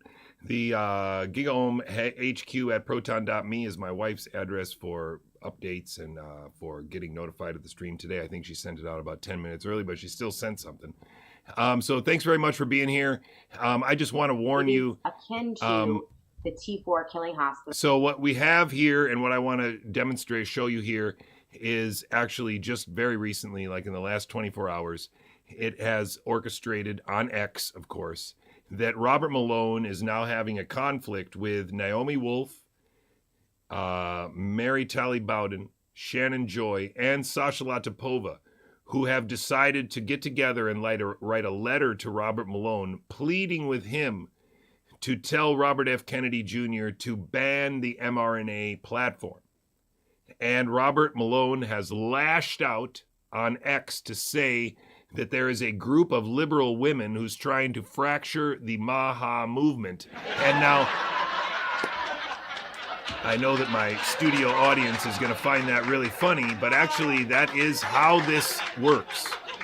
Up until now, these false rivalries and fake, arguments have been part of a script that we were not aware of. But once you understand that Robert Malone doesn't sue anybody that he doesn't want you to watch, Robert Malone doesn't post any links that he doesn't want you to click on, then you realize that for a very long time we've been being played. And now the only question is, can you remember that Sasha Latipova was on stage in January of 2023 with Robert Malone and Meryl Nass and Mike Palmer and Asim Malhotra? And can you see that there's no way that that international trip to Stockholm, Sweden occurred because at one point in time, Meryl Nass and Sasha Latipova and Robert Malone were all good travel hotel buddies, and now they're not. This is absolutely the end of this show. In the Third Reich, prior to the Holocaust. I mean, this is systematic killing, and these mRNA shots, Brad, not only have they approved now another mRNA COVID booster, but they have hundreds of mRNA shots in the hopper, and they have even fast-tracked sa-mRNA, which is self-amplifying. Self-amplifying RNA. The question that someone by the name of Karmadoc asked to Robert Malone and Lee Min Yan and Ryan Cole on stage in a church in 2021. Yeah, that stuff. mRNA. So this is why when I say to Dr. Robert Malone, when he tweets out today, he put out another tweet today, by the way, saying that there is a subversive group of liberal women who are looking to break apart and destroy Maha. Right? You can name many names, but I know who he's talking about, right? Mm-hmm. And you can call me a lot of things, Dr. Malone, but you can't call me a liberal. That's one thing that I'm definitely not. And as I recall, I think Naomi Wolf is an ex-liberal. I have no idea what Mary Talley Bowden is. And I have no idea what Sasha is either. But I mean, ta-da! Like this. So those four people are now supposedly the opposition and the outspoken women that Robert Malone. This is a joke, but what you need to understand is that it's possible that Shannon Joy is just an idiot and just wants to be famous. It is possible that Mary Talley Bowden is fooled because she has been the focus of so many of these people's attention and work, just like I was years ago. And so I know how hard it is to see through it if they're on Signal together, if they're texting, if they're having dinners. This is a problem. And now this is fake. Stakes are too high. Grace Shara, all of these broken bodies. How many other babies and children are going to be injured and harmed? Grace Shara was harmed by what? Do you see how awful this is? They were just talking about the mRNA a minute ago. How many people are going to develop turbo cancers and in autoimmune disorders and neurological disorders and all of these things. It's not just that they're not achieving the goals that we sent them to Washington, D.C. to achieve. They are actually going backwards, right? Because all of these other initiatives. If she's pissed, how does Brian Hooker feel? If she's pissed, then how does Polly feel? They don't care at all. And now you know it's fake. So there's an urgency, isn't there?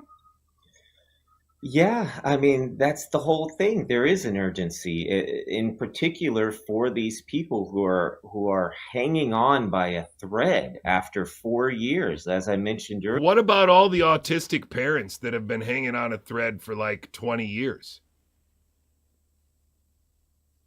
What about all the people that bought into this health freedom movement that have been hanging on for years, suffering with chronic fatigue for years? What about them?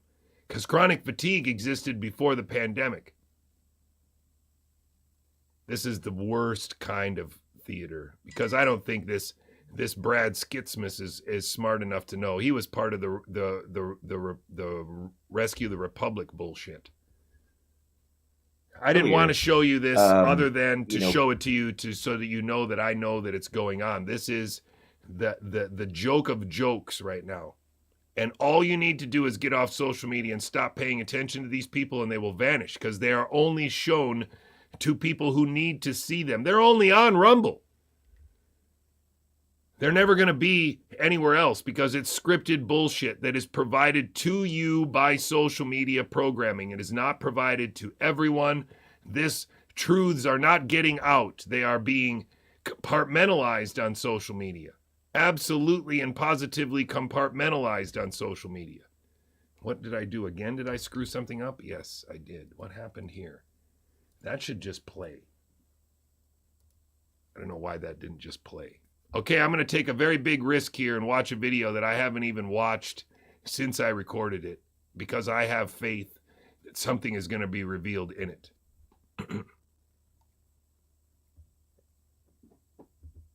Is it playing or what's going on here? Sorry, I thought, oh, cannot play media. Oops, that's bad.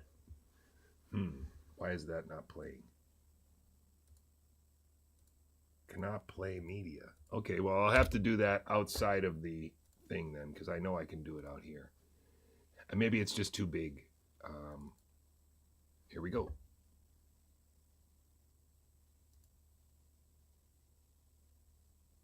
You should hear the sound soon. I'm going to fix this. Is there sound? I hope there's sound to this thing. I'm still getting it on the screen. I apologize. It's coming right here. There we go. Rodney is not a supporter anymore. Greg's not a supporter anymore. Piper's not a supporter anymore. Just so you know, this was a little while ago. I don't know if there's no sound or what's going on here. I'm hoping there's sound. Oh yeah, of course there is. I just didn't have it up. So this is a show that I did with Paul Alexander and Mike Eden, and I was really excited to get this show, but I have a feeling I'm going to see a struggling Mike Eden in this video, and it's going to be obvious that he's a liar. He's scheduled for 60 minutes next. Oh my gosh, the production on these shows is just... reason to believe that it's good reason to believe that people will start to intervene now to try and stop this information. Don't forget that I used to have this nodule on my throat that I could not sleep, and I was having a hard time breathing. I couldn't play basketball when I actually started playing them with my sons, because this nodule on my vocal cords, and I coughed it out. I still have it in a bottle up there. Whoa, I hear one. I'm very excited.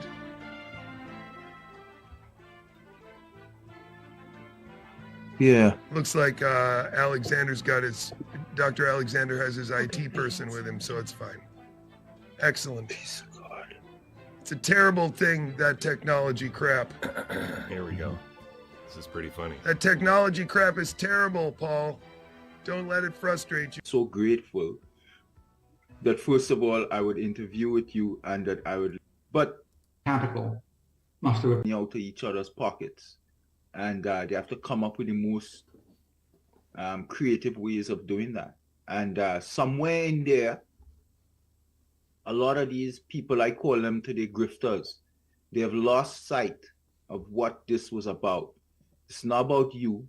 This is about informing people, sharing information, you know what I mean, and etc. So I found myself in interviews where this guy was at my house interviewing me. After 5 minutes, this guy was at my house this year in February.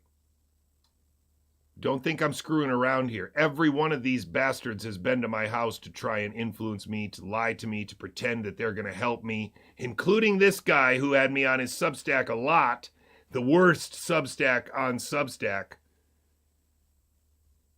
associating himself with me essentially in such a ridiculous way that nobody would take me seriously. Not that dissimilar from what Kevin McCairn did for 2020, 21, and 22. It's really easy to see it once you see it now out here. I realized, but wait, this is more about them than me. I couldn't even get to speak. You know what I mean? It's like they're advertising themselves. So you two have to be very careful because as you emerge properly, and I think rightfully, look at this you're ego. Gonna find out that depending on your brand, it's ego attacking you. Depending on your. You see how excited I am to talk to Mike Eden? I didn't think he was going to show up. I thought that this was going to be the time when we were going to break it right now. If I could explain what I knew to Mike Eden, it was going to be over. Yeah. Yes. Let's go. Start. Hello, Michael. Hello there. Hello there. How are you, JJ? Recording in progress. I couldn't be happier right now. I've been waiting for this for, it seems like, 3 years. I did not start that recording. Understand that. I didn't even notice this, but I didn't start that recording. Mike Eden did. I clicked it away. Holy shit. Holy shit. I'm not the scientist you are. I mean, you read lots of papers. I'm not an academic, and I'm usually miles off the pace. But I'm not the scientist you are is exactly the same shit that every one of these other people has said to me. From Steve Kirsch to Robert Malone to, well, Robert Malone never said that to me. I was thinking Robert F. Kennedy Jr. Even Meryl Nass said that to me. That, I guess not everybody's as smart as you, Jay. Holy shit. I mean, it's already a gold mine. I might come up occasionally with a gem of a deduction, but that's probably the best I can do these days. You were the one that held a lantern up and made me brave enough to read these papers, my friend. Well, there you go. Okay, yeah. I'm almost crying. These people should be so ashamed of themselves and how they misled the earth. Or the people that were dumb enough to try and chase them on social media, they should be so ashamed. I always say to people, it wasn't really courage, and that's because in a heartbeat almost, when I realised, when lockdown happened, I knew at that point, and I could outline why I knew it. I knew this meant totalitarian tyranny and depopulation.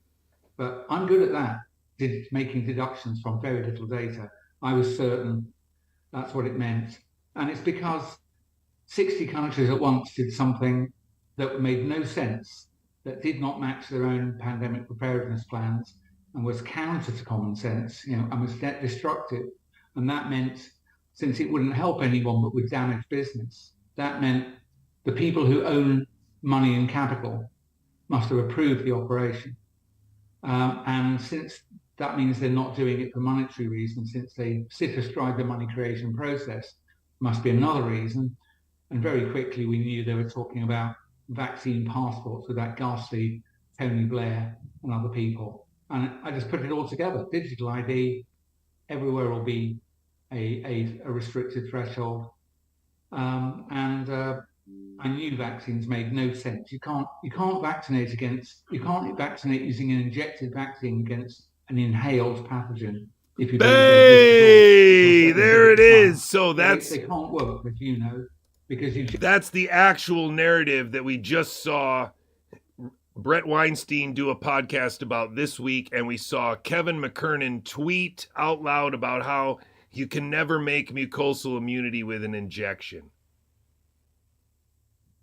And so that is a very limited spectrum of debate about intramuscular injection that doesn't really cover transfection at all, transformation at all, or the absurdity of intramuscular injection in general, but instead suggests that the nuances of the immune system mean that you're not making immunity in the right place. So it doesn't really not work. It just doesn't work as they say it works. Stop lying. And this is where the malevolence of his little narrative starts, because his whole shtick is that natural immunity should count for something, that natural immunity can also be detected and measured, and that natural immunity means there's a frickin' novel virus. You traitor, Mike Yeadon. Generates at best T-cell memory and at worst circulating antibodies that don't penetrate the airway. I also knew that the Cochrane reviews of flu vaccine. Who also said that the antibodies don't penetrate the airway. Dipshit Commander Joe Lee said that as well. Can you see it yet? That they actually don't work. Probably, this is a thought, speculatively, but because the older, frailer people have less responsive immune systems. So we've got an overlap problem here where the people who are most likely to die are the ones who are least capable of benefiting from a vaccine. I think that's true. And the people who could respond well to a vaccine if it was properly designed don't need it because they're able to shrug it off. So a properly designed vaccine wouldn't work very well in old people.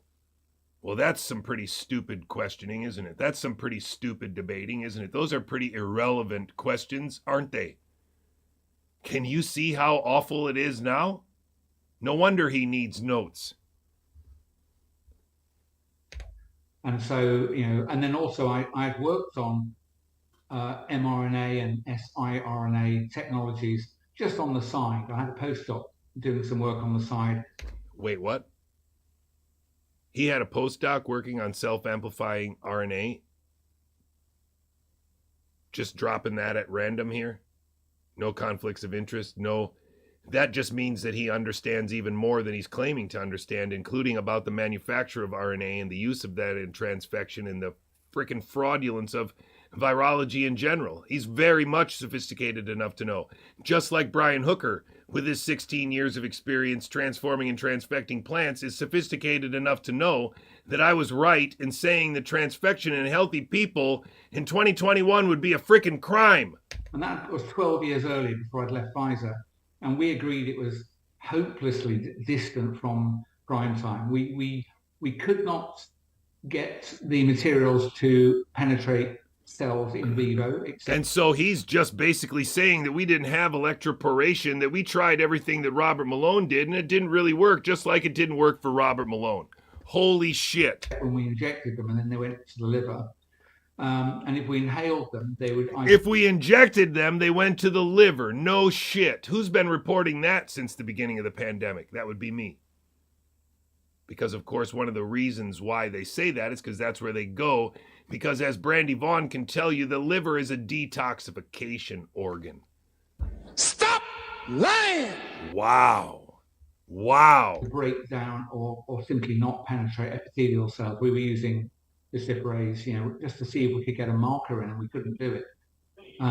So when I heard a decade later that my former employer and others were rushing a vaccine using this technology to people, I knew it couldn't have been fixed, and I did several literature searches to look for what was the magic bullet that had arrived in the 10 years that I'd missed, and there wasn't one. So I thought, this is going to be dangerous. So yeah, so that's that. I came in very early, but I say I worked it out. I didn't really work it out on March 23rd. I will say when I allowed myself to put the bits together in the summer, I could then retro date it to the lockdown, I realized I didn't need any new information beyond lockdown in the context of it being unprecedented and going on in multiple countries at the same time, which, as I say, you don't need to be a conspiracy theorist to say, well, that's evidence of a supranational action. It's the only way it could possibly happen. Now, if you... and so things got... If you're not ready for this, I don't know what to tell you, but I'm going to upload this video to my website in the Batcave, and you can watch it there. But I want you to imagine what I say to Mike Eden and how he reacts to it. Because remember, I'm the scientist. I'm the one who's reading papers, not him. I'm not going to waste any more of your time this afternoon. It's been a long show, but I will upload this video, and I assure you, I haven't even watched it, and I know for sure that I'm going to tell him things, and he's just going to kind of shrug his shoulders and be like, I guess it could be. I don't know. I guess it could be. I don't know. He just told you that he had a postdoc working on self-amplified RNA.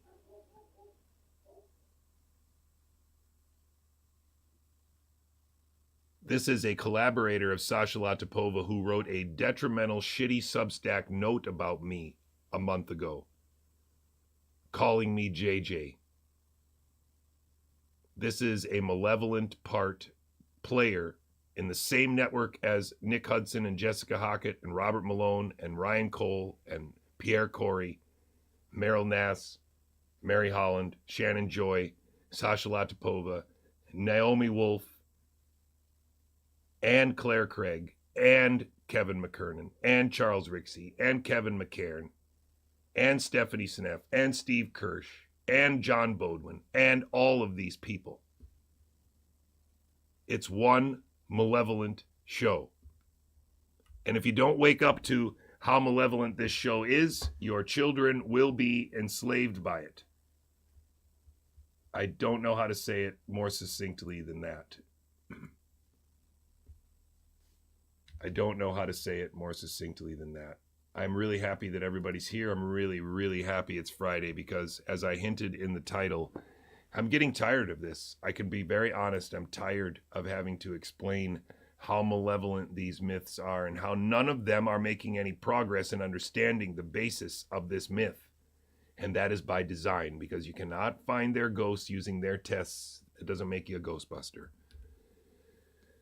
It's a background signal, an irreducibly complex background signal that they've simplified using non-specific PCR tests and placebos to lie to you about the biological potential of RNA, to lie to you about the medicinal potential of intramuscular injections, to lie to you about the medicinal potential of transfection, and lie to you about the insignificance of population pyramids as a problem needing solving.